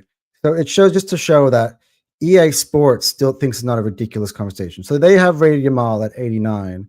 And if you go all the way down, which by the way, there's a lot of players because there are women's players in here. Bukayo Saka's rated 88. So it's like they're one rating point off of each other. That's why I'm trying to say it's not a ridiculous conversation. Don't use that metric, bro. No, but I'm just saying it just shows you that they're somewhat in the same ballpark. Like it's not a crazy conversation. I'm sorry. Like comparing Estevao to Saka, I think is crazy. Comparing like I don't know, like some of these other dudes, the Chelsea freaking dudes that they compare to Saka, I think is crazy. But now that we're actually having a conversation where somebody is on the level, and I just don't think it's a ridiculous conversation to have. I think it's more respectful. But you're thinking about it from the Yamal side. I'm thinking from the Bukayo Saka side. This is a more respectful conversation to have. These are the type of players I'd rather compare him to than compare him to like players who are nowhere near his level. I just think and then Yamal people say, like, "Oh, I think Estevao could be better than Saka," and I just think people don't understand what Saka brings to the table. And like this is my sort of thing, and maybe just kind of where angle I'm coming from it, right? Let's say you switch these two players out. You put Saka on Barca and you put Yamal on Arsenal. I just don't think Yamal defends the way I want him to, and that we might be more exposed defensively. I just don't think Yamal can beat the physical defenders and weave through those defenders the way you're explaining. Like at Sunderland. I saw Saka try to do it away at Sunderland, and he got clobbered double-sided, bang, like trying to dribble through defenders, and it would happen with Yamal. I don't believe that because I think Yamal you put Saka in the La Liga. He's got acres of space to run into, and he's gonna put up tremendous numbers. He'll do well there, but Yamal's also done it on the international stage, which is the problem. The problem with this argument, Saka's got the same consistency for England. No, but you're saying that Yamal's not going to be able to handle the Prem's physicality. If he's able to handle international football and be like the best in the world at internationals, dude, in international football. Florian Wirtz can handle. That's so different. Florian Wirtz can handle international football. He is Germany's best player. When his best performances for Liverpool this year have been in the Champions League against Frankfurt, against Real Madrid. But when Florian Wirtz has to play in the Prem, he's struggling. This is the same. We're falling into the same trap as people did with Wirtz. You think it's plug and play. I think people don't understand it's like Saka is playing the game on difficulty level and like on difficult, and Yamal is playing it on like I don't know, like medium. I don't believe that at all. That's the way I feel. You don't win the Euros being the best player at 16 without being one of the best players like ever. And then he just goes and then he just wins La Liga against by the way, that Real Madrid team, bro. Like we saw, like they won the league. They won the champs and the league, and they got Mbappe. And they were saying in that same season that they were just going to win everything. And Barca is the one that knocked them back down because half the reason why Real Madrid started slipping is because they keep getting slapped up by Barca. And that's because of like players like Yamal. And Yamal is physically tough as well. Like he is. Like you don't dribble past these players. It's not like he's dribbling past players and they're just not touching him. Like he's able to absorb contact with his dribbles as well. Like and he's not small. He's not like Messi size. He's tall. He's a tall guy too. Not like now. He's not he's taller than Saka actually. Yeah. So it's like he's not like a physical pushover. Like he's the same Yamal, as me. He's 180. Like for what he's doing at his age right now. Like if Yamal was like, I don't know, 29 or something, you'd be like, okay, this is like he has a bit of experience, and like some players bloom later. But he's literally like he was doing it as a child, and he keeps doing it. Like I didn't expect Yamal to be like this. Like when I first, as I said, when I first saw Yamal after the Euros, I was like, I'm not gonna say he's better than Saka yet. It's like one competition. Again, he hasn't been doing it for long. So then he like made me shut the fuck up because he went and he won La Liga, you know, and you know, like he won La Liga. He lost. He had the ability of winning the Champions League, and then in this season again, he's like playing. It's just Barca isn't doing very well right now, but it's not his fault. You know what I'm saying? So in terms of talent, like it's ridiculous. My main contention here, okay, whatever. My main contention here is this. It's more that like to begin with, that it's not a ridiculous conversation. I'm going to illustrate why it's not a ridiculous conversation and how close it is from that resume of Yamal belonging to Bukayo Saka. Right. And I hate if maps and maybes, but in this scenario, I just have to illustrate how close it is. So Son Heung-min scores a goal for Tottenham against City. They drop 2 points in that game, also win the league. Oyarzabal scores a goal, by the way. England is 1-1. England against Spain in the final of the Euros. They remember who was on the other side of the pitch from Yamal in that game. By the way, Yamal wasn't great in that game. It was more Nico Williams. But Yamal and Saka both play in that game. If Oyarzabal scores, that changes the game. So that's two different goals. If Oyarzabal doesn't score and Son does score, and then like Saka is the one that's got a Euros and a Premier League title, and then both the players were both at the semifinals last year of the Champions League. So while Yamal got his team there, so did Saka. And you could argue, I know you agree with me. Who is England's best player, right? Saka. Who is Arsenal's best player? Saka. So it's not like Saka isn't contributing to that success either. It's so close. I get you can say, look, I'm not saying that Saka is going to be the better player than Yamal forever when we look back at the end of their careers, but I'm saying that like Saka has built a resume that you can't just skip over. It's not like Saka's not doing all this stuff. Saka, he's in the conversation. He's doing the same shit. He's not doing you get what I'm saying? No, I don't think he is doing the same shit. But did you hear what I just said? How close that is? I mean, to be honest with you, at the end of the day, if Saka wanted to be if Saka wants to be in this conversation, he needs to be scoring the goal and winning the games and winning the chaps. When he needs to be the one that in those moments just win the game. I mean, if Saka just at the Bernabeu, 0-0. Who scored? But what did he do against PSG? He didn't score. He skies the ball. Oh, he should have scored a few though. He had that. Some of those are his great. But he did. But that's the problem. He didn't do it. Put Yamal in that scenario against Donnarumma on that. I don't care. I don't think it goes in either. To be honest, I don't really care because in the situations, Yamal, he's done it. He played for Barca and they beat Real Madrid to the title. He played in the Euros, they won the Euros. Like he won.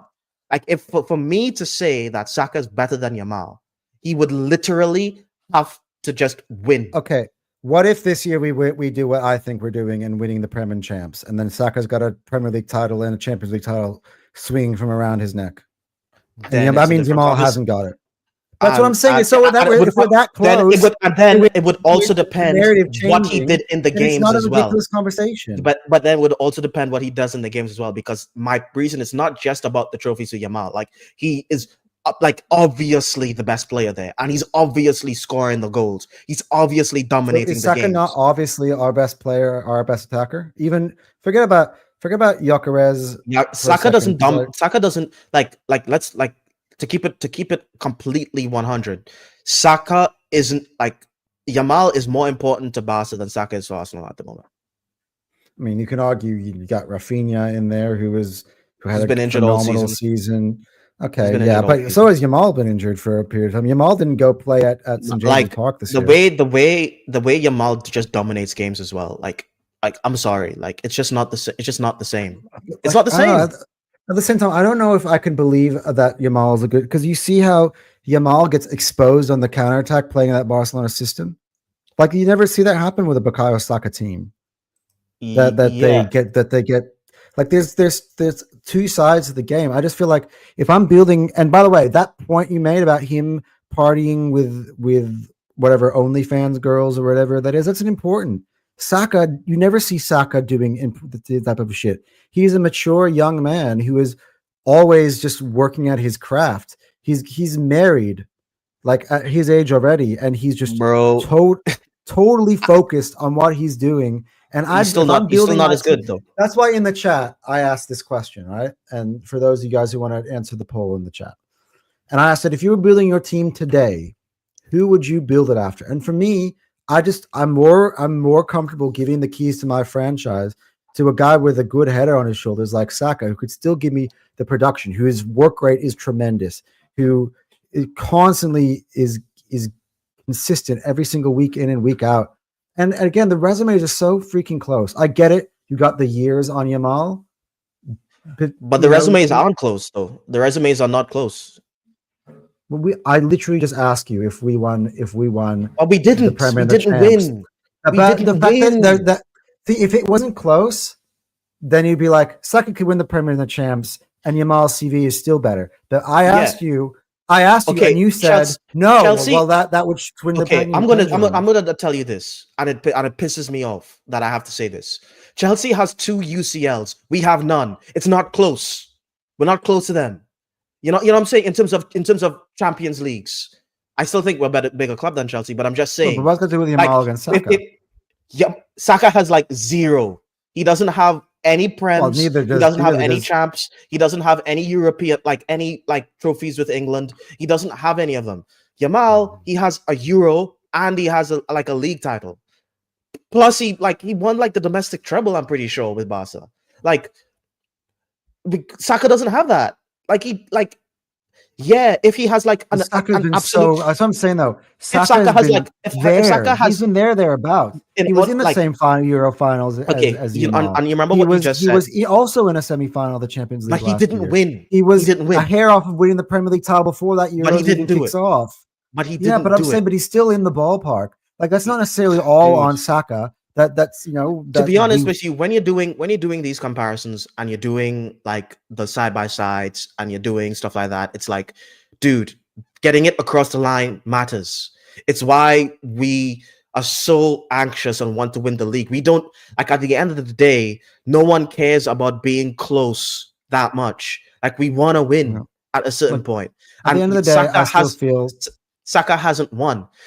In order for Saka, think about this. In order for Saka to be to get the same amount of plaudits that Yamal has, he would literally have to have a better season than any Arsenal player has ever had in the history of the football club. For Saka to win the Champions League and the Prem, he would literally have had a better season than any player in the history of Arsenal. That's what he would have to do to have the same amount of plaudits. You see how insane that sounds? When you say it out loud? I don't think that statistically the Yamal is pulling up trees. His numbers are pretty regular for most wingers across Europe. Come on, dude. You watch the stats are comparable. You watch him play, bro. I have watched him, but I still see a small dude, and I still believe that if you were to put Yamal in the Prem and you put Saka in La Liga, Saka would be doing better in the Liga than Yamal is doing in the Prem. I believe that. Yamal would dominate. He would. All you need to do is give him a platform. If you put Yamal in this Arsenal team, we would fucking win everything.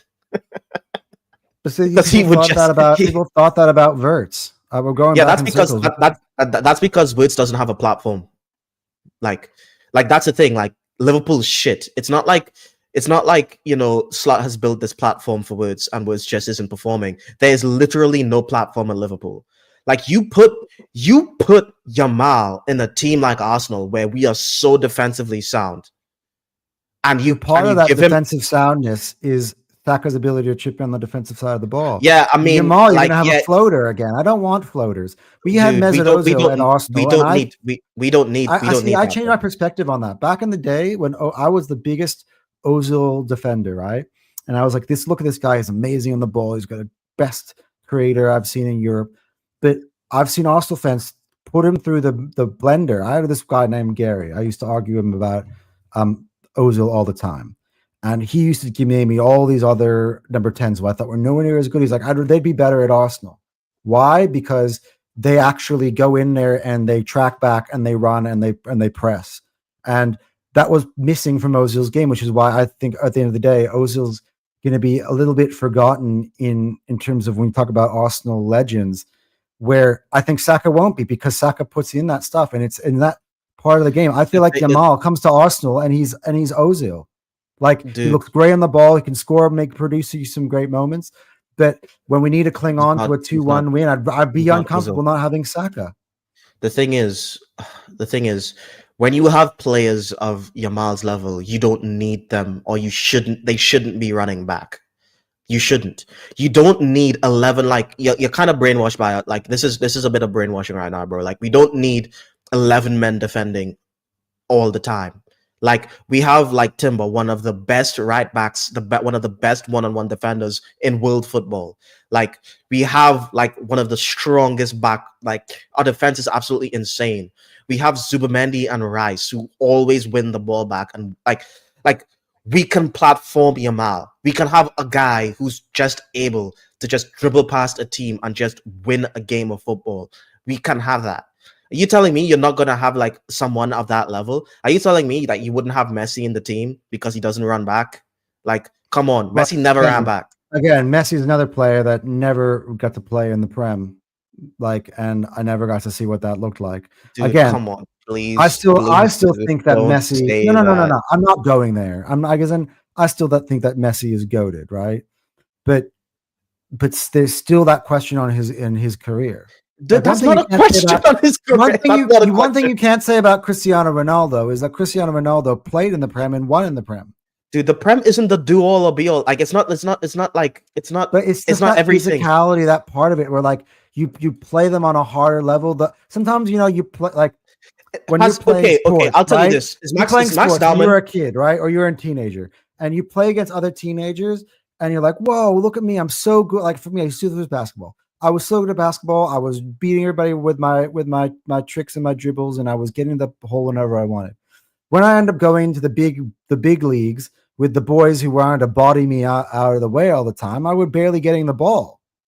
Like, and every time I tried to dribble, nothing would come off because there was a guy in my grill giving me that extra physicality, and it threw me off. The thing is, like, I'm going to say this. Sort of like the way it is. Like, Yamal would be coming to the Premier League. Destroy your entire argument right here, right now. Go for it. First of all, is Max Dauman more physically dominating than Yamine Lamal? Like, we put Max Dauman in little spurts when the game was over. Dude, like Max Dauman, like when Max Dauman plays, like, you can tell. Like, you can tell. Like, he gets past. We played him against Newcastle, and he, like, you remember that in preseason when we played him there, and Newcastle was treating it like it was a fucking cup final, and he still like just was literally made a joke out of Joe Linton, one of the most physical bullies in the team in that Newcastle side. Literally made him like cry on the pitch. I'm not questioning Yamal's technical ability. This is what I'm saying. We're losing track. No. I'm not losing track. This is part of my point. No, you're cutting me off. This is part of my point. Right, and Max Dauman isn't as good as Yamal. If Max Dauman can do that to tough defenders that are Prem proven, can actually, first of all, win the fouls, dribble past them, make them look like absolute fools. And by the way, in the Prem and in every sport, when you have a player dribbling past players and actually doing stuff like that, they get the fouls. It happens. They get the fouls. Like, when you dribble past players, you get the fouls. And Max Dauman was able to do that. You think like Yamal is not going to come into the Prem, dribble past players? They're going to foul him hard. He's going to win us pens. He's going to make absolute fools out of these players, and he's going to score because his shot is true and is pure, and he's able to. And we play against a lot of low blocks. Let's face it, a lot of teams aren't trying to like press us. You know what I'm saying? I know you say it's like super physical for us. Like, we haven't been like having to be that physical in the league so far this season, just because of all the low blocks we're facing. Like Sunderland and Newcastle are like one of the two games in the league so far where a team, and maybe a little bit of Crystal Palace, where a team actually tried to take it to us physically. You know what I'm saying? Other teams are literally just dropping back as soon as they see us. And you really think they're gonna press Yamal? If they try to press Yamal, he's just gonna beat them. And he's going to create space. And he's not a guy who's going to like cut back. He's a shooter. He's going to take the shot. You know what I'm saying? Like when Waneri like first popped on the scene for us, we saw what it was like. He was an extremely technical person in the midfield. He wasn't physically dominant like MLS. But when he was able to like create space for himself with his technical ability, he's able to be a real threat. And that's the thing. We've fallen in love with this like whole physical defending thing, but we have enough of that. You know what I'm saying? Like you just need the platform. If you have six Yamals, you're gonna not do anything. If you have one Yamal with a team like us, bro, he's not gonna have to defend because the entire team's defending. He's gonna have enough energy and the technical ability to create space and score some serious fucking bangers. So nah, man, I don't agree with this whole he's just gonna get bullied in the Prem. I just don't believe that at all. Okay, look, we're gonna have to agree to disagree at some point. Look, I understand that I built myself a little bit of a hole. Like even before we got into this debate, the more I've been doing my research over the dev, understand that I built myself a little bit of a hole. But the more thing I'm just trying to illustrate to you is that it's not insulting to throw like the other best. Like honestly, ask me a question. Forget about these two. Are these the best two wingers in the world right now? Right now, from the right hand side. I know we're talking about from Salah, the right hand. He's bloated and he's having a bad season. On the right hand side, arguably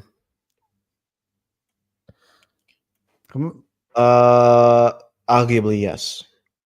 So it's not a crazy. So again, it's not a crazy thing. It's like arguing you'd rather have Giannis or LeBron. That is insulting, like, but that is just insulting. No, like, would you rather have like a prime LeBron or prime Giannis? It's obviously LeBron. Like, but we're not saying prime. We're saying right now in 2025. Oh no, but that's a different thing. That's because otherwise I can that'd be the Salah versus like if you're talking right now, that's closer to a Salah versus Saka argument. Like someone who's like very good right now, and like an older player who's like obviously a legend and still contributes a lot. You know what I'm saying? So that's LeBron versus Giannis. But if I were to tell you, would you rather have, you know, fucking MJ, or not even MJ, even like LeBron or Giannis? It's like, well, no. Or even let's say LeBron or KD. Even LeBron or KD, where they were similar, you know, like let's say same positions, similar positions, like freaking. Would you rather have LeBron or fucking Jason Tatum? Like, Jason Tatum's one of the best players in the world, but like, come on, like, what are we doing here? See, for me, I'm looking at these. I'm thinking just by their physical, their builds. I'm thinking Saka's a little bit more like LeBron in terms of just being such a physical unit. Versus LeBron was like everything though. Like, Yamal's a little bit more. I think it's more LeBron or KD. Yeah, and it's still like, that makes more sense. And well, not even LeBron and KD. I think because LeBron's just too good at everything. I think maybe KD, if KD is Yamal, then maybe maybe KD or Tatum or something like that. Like KD or Tatum. Yeah. And you'd obviously take KD. Like just over LeBron James. Over Tatum. Oh. Yeah, well, because I think just he's even though it's like and if you have that conversation, people are gonna get mad at you and they say that's a ridiculous conversation to have. But it's not. But Tatum's like one of the best players in the world. But it's just that it's like, you know, KD's just way better. Another good one is just KD and Giannis. You know, like Giannis is more of a Saka where he's had to build it through his work rate. He's obviously got the physical gifts, but his natural ball ability isn't as natural as anybody else. That was all came in. He was brought as a raw project, and that he was a late bloomer as well. That all kind of came together later on in his career. You could tell it's very much him teaching himself how to get better all the time. Where KD was more of just a natural talent, Who But even then, the reason Texas, why, and even then, I don't agree with that, because the reason why I rate Yamal so much is, first of all, I don't think KD had that mentality, which is something Yamal does have. You know what I'm saying? Like KD had to go to the Warriors, and Steph was still the main guy. Like Yamal was never Yamal's, the card that Yamal was dealt was Barcelona. It was not OKC. but he's still the main guy. He's still the main guy. Like if KD was like, if he came over to the Golden State and was like the main guy, then I'd be like, oh yeah, that's a fair comparison. But like, come on, like Curry was still the main guy. Like, and Yamal, I mean, Yamal's more at his Curry. age, Yamal's more Curry than he is KD. Yeah. At Yamal, at his age, it's just like at his age to be comfortable being the main guy and winning stuff as the main guy. For Barcelona, like the pressure at Barca is like, he's playing for Barcelona and Spain, people. It's like, these are like the greatest teams. I don't mean this as, that's what I'm trying to illustrate. I don't mean this as disrespect for Yamal. I think Yamal is a great player. And that's why I didn't use the word that I used in the group chat, because I regret using that, because I just think I was it was a bit of a hyperbole when I said that, because it's just being a little bit emotional when people were just trying to go after Saka. It's just, that's the whole thing that makes me wrong about this conversation, is that it becomes a little, I'm happy that we're actually breaking it down and talking about both the players individually, rather than when we get into these group chats, it's sort of like you bring up the name Bukayo Saka and it triggers everybody for some reason, and everyone wants to throw him in, and everybody wants to insult him. And I'm done with that sort of shit. Yeah. Like, I think it's ridiculous.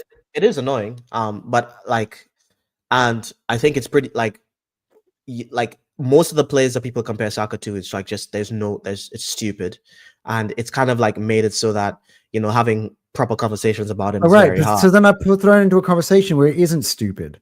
That's the only thing. So what conversation are we going to have involving Saka? Because all the other ones are insulting. This one is the only other winger that you can. I'd say some of the best in the world. I think if you first of all, like right wing is kind of hard because they're not that many. Let's look at the Real Madrid ones, right? Would you take Saka over Vinny? Saka over Vinny, yes. Would you take Saka over Rodrigo? Yeah. So it's not a ridiculous conversation. Like those are Real Madrid's wingers. Yeah, but like that I rate Would you take Saka over Rafinha? Yeah. So that's what I'm saying. So it's not a crazy conversation. It's just you just pick the one guy that I think is literally like going to be like this generation's guy. Like, I get it, but maybe that illustrates to you that we actually have at Arsenal Football Club somebody who we can actually have a conversation about this. Like at the time when Messi was destroying the world, we had Theo Walcott right wing. I'm not having a conversation about Theo Walcott or Saka. You get me? Like, this is, or Theo Walcott or Messi. You get me? We actually have somebody who you can actually sit down and have a debate about it by, and I think that's good for Arsenal Football Club. That tells you how good Saka is. I think people understand how good Saka is. I mean, he's good. He gets underappreciated. He gets underappreciated, but I just don't think he's like on Yamal's like level. I don't think there's a conversation.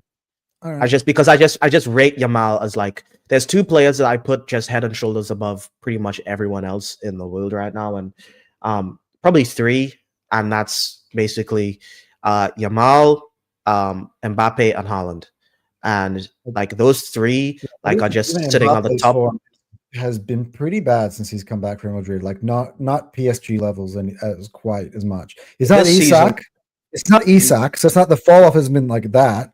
He's still a great player, but he's Mbappe this season for Madrid's been kind of on one, bro. Like, he's on one. He has been like, one. Oh, I haven't been paying attention. Maybe that's part of the whole thing. Maybe I haven't been paying attention to Liga enough, and so like Mbappe is like, he's probably like, if he continues scoring at his rate and playing the way he has been playing, that's what I was saying. He's probably gonna get the Ballon d'Or if he continues doing like playing like this. Did someone ask us that question? I forgot which stream it was. I'm on so many freaking streams. Like, if you can put Haaland or Mbappe on Arsenal, who would you choose? And I said I would choose Mbappe just for the entertainment factor. But because Mbappe is more Henry-like, and you would have it would be like Mbappe and Haaland in the same league, like Ronaldo and Messi were, going head to head, going for the same titles all the time. It would be great entertainment. Mbappe, of course, Mbappe's got the platform at Arsenal to be able to,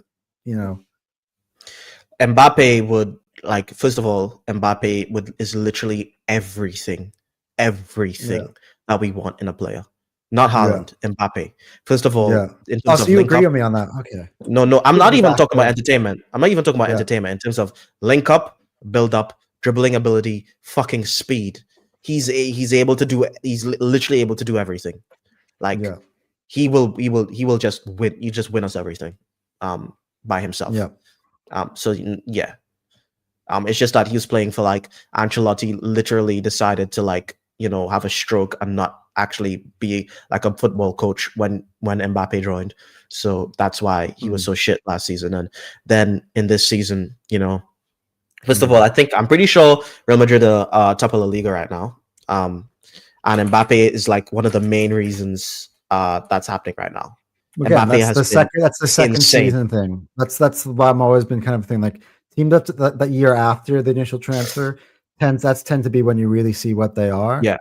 Yeah. Which is why I'm saying about Liverpool, like this isn't the year that you're going to be afraid of Liverpool. It's next year because Mbappe has like 13 goals in La Liga, bro. Which, by the way, still seems human compared to what Erling Haaland is doing. But Erling Haaland now is on 28 goals in all comps. Well, no, I'm talking about just in La Liga. Yeah. Well, how much does he have in the Prem? I think like 17. What is it? No. Nah, I think it's similar number. Yeah, it's not. It's like it's actually a similar number, dude. Yeah. Anyway, guys, this is the first time you really got to see me and Cal actually going at it in a debate. Like, yeah, generally this we're all disagree. like, yeah, we're always kumbaya. He has here, 14. He has 14 goals in the league. Yeah. And the thing, and let's face it, a lot of the goals that Mbappe scores, he's creating for himself. He's literally just give me the ball, dribble, create space, fucking score. Like, and he's also like can do the fox in the box shit as well. Like Mbappe is like people really like calling him Ninja Turtle and they like hating on him, but like Mbappe is he's not human. Look, I gotta say, Mbappe was a player that when he was in the teenage zones, I also pushed him ahead of everybody else, but based on what I was seeing, and I saw him win a World Cup as a teenager as well. Yeah. And I was saying like, but again, this is the way I phrased it at the time. At the time, I didn't say Mbappe is better than Messi and Ronaldo. I said by the end of his career, Mbappe has the potential, if he reaches it, to have a better career than them at the end when he hangs it up. Yeah. I don't know if he's going to necessarily reach those heights because you think about, how amazing careers Ronaldo and Messi have. It's literally out of this world. So that's an unfair thing to say. But at the time, I kind of felt that. So I could see why people would skip the queue for Yamal on some things. Like, again, I'm not here to completely shit on the guy or be deluded into saying he's not a good player. He's a great player. This is more of a perspective of Bukayo Saka is there. Maybe not as a talent, fine, but in terms of his production and in terms of how close he is, he's not far off. Like a few things go Saka's way, and Saka's got the Yamal resume. Is Saka okay? The thing, okay. I'm not even talking about a few games. What Yamal has already accomplished in football that a lot of players like dream of. Like he's already won like a major international competition as the main guy for his football club. He's already won La Liga as all he needs is the Champions League, and then he's literally like practically. Which I don't think is coming this year because I think they're way too exposed. But like, let's say he wins a World Cup as the main guy. It's like and he has the platform to do that. You know what I'm saying? And like in order for Saka to me, we're gonna see because I think this World Cup coming up is gonna be the US World Cup is gonna be really interesting. In order for me, in order for Saka to start to have like Yamal conversations for me, where it's not a ridiculous conversation. Can you imagine? He needs to win. Can you imagine if he wins the World Cup? Right. Imagine Cal right now. Let's say Saka, we win the league, we win the champs, and then he goes over in the summer with England and they win the World Cup for the first time since 1966. And that's like. But I'm saying it's not without the realm. Like what I say, it sounds like it's not without the realms of possibility that Saka can achieve those things. He's a special boy. He'll be doing something for England that's never happened in more than since 1966. You know what many have tried and many have failed. You know what you've just done? Anton? What? Like you've literally just asked Saka, to end Arsenal's 20-year drought in winning the Prem, win Arsenal their first Champions League in history of football, and help England to win their first World Cup since the 60s. Mm-hmm. But I believe in his capabilities. I think it's possible. Like, I don't think it's not a crazy take. England is one of the best teams in the world at this current point in time in terms of the squads they can pick from. I think there's like a They've point. been to two finals of the Euros. I think there's a point. I think there's a point in terms of doing all those things. Like, for him to do all those things, that's crazy number to do those 0.01% because he's in great teams. It's a 0.001% chance he does all of them. I think there's a good chance he does one of them. But all of them, just one. All of them, like. But I'm saying that you, at the same time, and saying how unlikely it is, that you're also illustrating how special it would be if he were to achieve all of those things. Yeah, but he would be the chosen one. He would be doing stuff not for England, but for Arsenal too. Yeah, that's like fantasy talk to me though. That's like, oh my god, what if Arsenal win the next 5 Prems in a row? It's like, yeah, that'd be awesome, and we would be like one of the greatest teams of all time. But yeah, what the likelihood of that happening? You know what I'm saying? It's like, I don't think it's completely out of the realms of possibility. I think he's a lot closer to that than others. Yeah, maybe, but like, yeah, like even Yamal. What are the odds that Yamal win the league, win his league, win the Champions League, and win the World Cup? By the way, Yamal's in a better position to do those things than Saka, because his international football team's actually the best in the world. And he actually has a really good chance to win La Liga as well. They're a bit like England and Spain. I mean, we got Spanish midfielders in Arsenal's team that play next to Declan Rice, and who you would still say is the best. Like, come on, dude! Like, Spain's like they're the favorites, and they've historically won. They've historically won, and they've been winning. They literally they just won the Euros, and England's right there. This English team is right there, especially when they're fully healthy and all the options that they've got. Yeah, just like Arsenal's right there, but like doesn't do it. Like, I mean, some like you got Morgan Rogers coming along. You can put Eze in that team. Palmer is going to come back. We're talking about some good players: Phil Foden, Kane, Saka. Yeah, dude, it's the same. It's the same thing with Arsenal, bro. It's like, yeah, they're good players. Yeah, they're in a good position, but they don't win. I mean, there's a lot of conversation about MLS because he didn't get picked for England this time. But maybe MLS goes in there. I actually think he can get picked for England because I just think that they don't need a win and they could just try to give other people a chance. To be honest, I'm trying to see what else they can do. I wouldn't call it a slight on Miles, but like England, I think England has just got so many people they can choose from. People who are, I think we got this type of talents, like the next sort of gen talents. More of them now at England than we have had for a long time, and they actually work with each other. They actually get along. They like each other as people. It's not like in the old days when they used to freaking get in there and hate each other's guts. Like, at the end of the day, I think they're right about there. Again, we played all the way to the end, and Oyarzabal scored a goal right at the end to give them the win. It's not a huge difference between. But they didn't win. They didn't win though. And I think, by the way, Saka's got a better platform winning the champs than Barcelona this year. I think. Yeah, I think so. But and Saka's top of the league right now in the Prem, which Yamal is not top of the league in the Liga. So to say that maybe the World Cup one, you can edge Yamal and giving him a better chance of doing that. But in Premier League or winning domestic league, we'll say, and winning the Champions League this year, Saka's got a great shot. Thank you to the Arsenal. So yeah, like he has a decent shot, but like at the end of the day, this is a conversation ridiculous. They're still fighting for similar things. Yeah, they're fighting, but he hasn't won it, dude. Why do you not rate getting it over the line? Why do you? I know I do rate getting over the line. No, you don't. But I also see how close it is. But it doesn't matter. It doesn't matter how close it is if you don't win. Like, this is the thing, right? I mean, like, how many times did Nadal and Federer go head-to-head in finals, and Nadal somehow beat Federer all the time? Yeah, yet Federer overall will go down as the greater player at the end of the day. At the end of the day, I don't watch tennis, bro. I don't know. But I'm just anything saying, else. I'm just giving you, just saying like that sometimes, like for me, if Doesn't Federer if win both though? these players are tired and the CVs are similar, and Jamal keeps winning and Saka still doesn't win fucking anything, that's a different conversation. I still believe that Saka is ready to explode. Yeah, but That those the trophies thing are is, about to come. if Saka won something, I would still say Yamal's the better player because I just rate Yamal as a talent. But when Yamal's the better talent and he's won more, and being the main guy winning more, how can I put them in similar conversations? It just doesn't make sense. It doesn't make sense.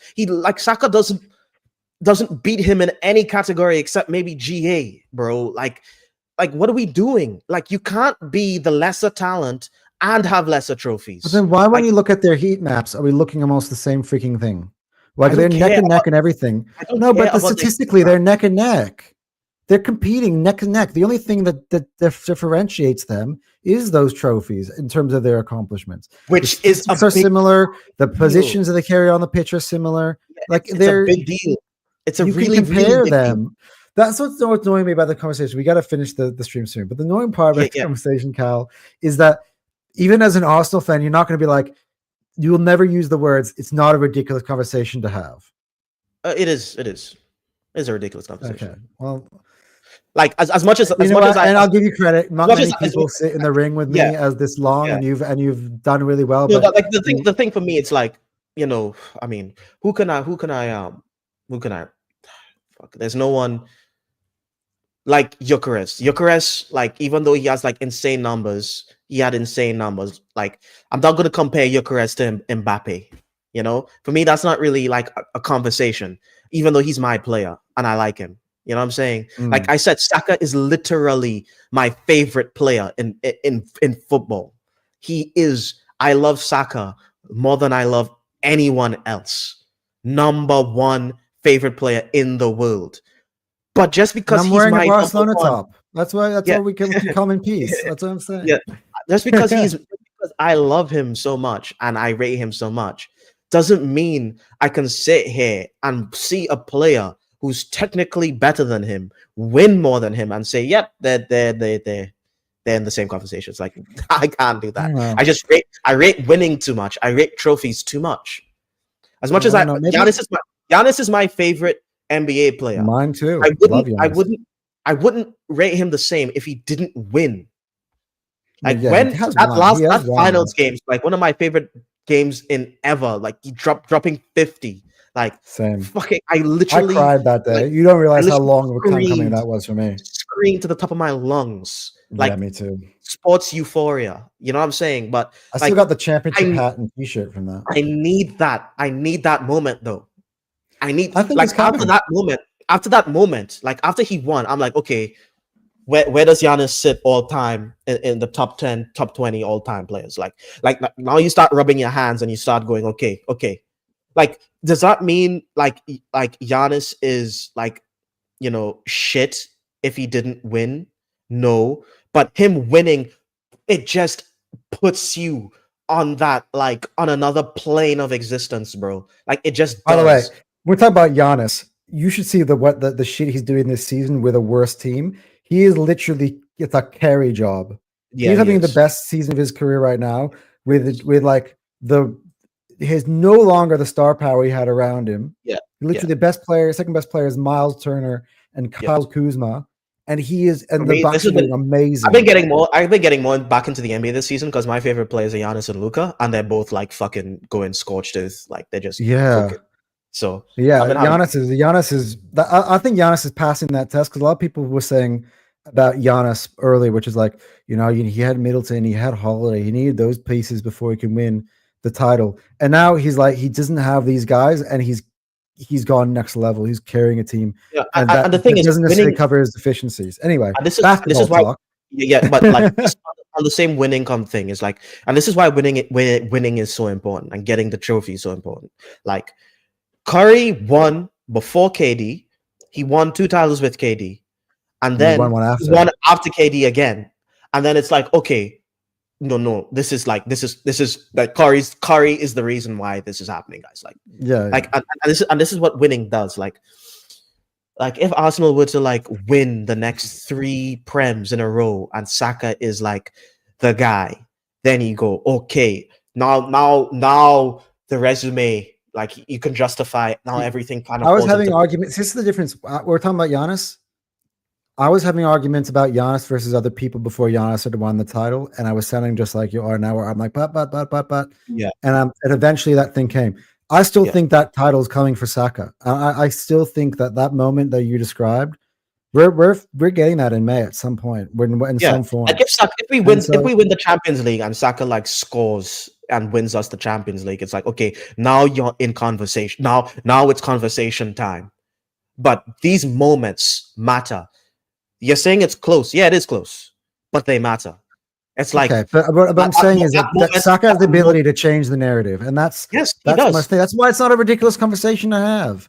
They're right here. All right, you might say you think Jamal's a little bit here. That doesn't mean that it's disrespectful to put Saka in this conversation. Well, it is. Saka is his senior.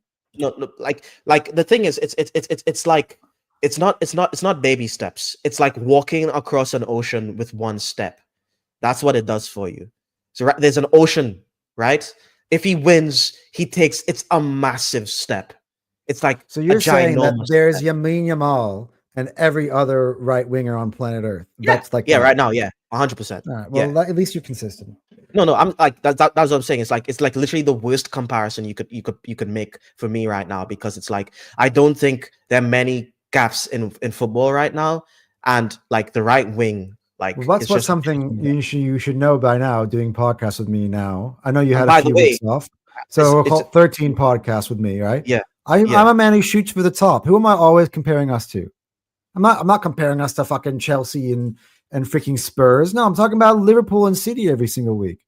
Yeah, like that's just the way I am. I go for the top dog. I don't piss about and go for someone else. I'm going for the top. And the thing is, and it's not only about the trophies, because even though like freaking Kvaratskhelia like won the champs and he's a really good player, I still don't, I still think they're in the same realm. I still think they're in the same realm, right? But like Jamal for me is like when you're doing the things I'm seeing you doing and you're winning, it's like, well, there's no real conversation to have. That's the problem. Saka wins something, then we can start talking. When he starts to, I'm being the main guy doing it, because to be honest with you, right now I believe in this Arsenal team so much. Even if Saka doesn't have a great season, I still think we can win shit.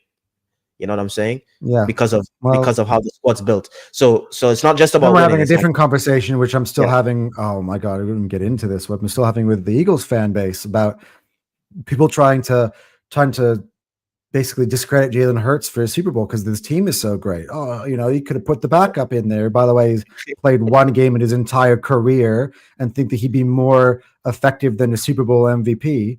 But then we're starting to have those conversations. That also ticks me off. It's like you're discrediting somebody for getting you over the line and leading a team to the ultimate goal. I just need to see but yeah, we're at like 2 hours and 10 minutes. So yeah. Anyway, no, that was good. That was fun. That's a big. We're trying to break up these so it's like segments, and we've literally been on this topic for more than an hour. Yeah, but this was good. We can make a video, and this is the first time you've really seen us go head to head. Yeah, and just so you know, us two, we didn't give up any ground really in this. Can you imagine? Thunderdome boys, this is what happens when me and Cal are practicing. This is us on the practice court, right? Yeah. So Chelsea boys, and you're coming on soon. Hopefully, we've got maybe some Tottenham fans. We'll see. To be honest, this is what you got to look out for, because me and Cal are fucking gonna destroy you. To be honest, because you're my boy, like I'm not as polite. I might be a little bit more polite with the guests. Hey, you're my brother, man. So your brothers can fight, Yeah. You're just a little bit more, But yeah, that's a good conversation. First real like clash. But I think we should probably and Cal, by the way, Cal's been well rested for this one. Cal hasn't really. Yeah. Yeah, you're right. I don't I haven't think been maybe on. you needed this because you felt like you were lacking that inspiration to make content because Yeah, Arsenal yeah, drew and stuff, and yeah, you were jet yeah, lagged. Now I've put the fire under you. yeah, You know what I mean? Now yeah, you're ready to go. yeah. Six-sided KJ, put me in. Yeah, yeah. But yeah, man. Hey, thanks guys. Thanks for, tuning in. Thanks for indulging in our arguments. Who do you think won?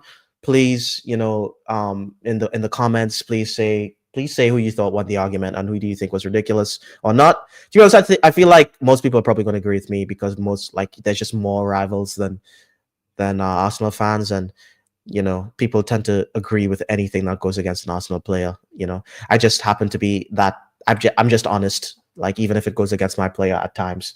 But big ups to Anton, who's like backing Saka to the moon.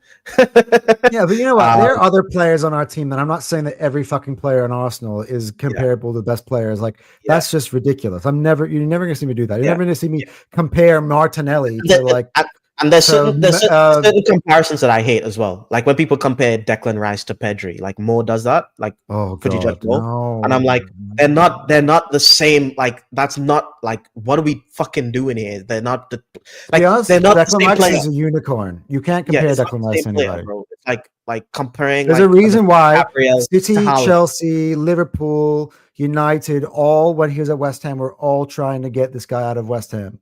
Yeah, Arsenal, by the way, the team that eventually yeah. did, because So he's yeah, such a fucking unicorn that you can't yeah, compare him to anybody in world football. There's nobody. That's why yeah, I have a whole other conversation. We're at 2 hours 12.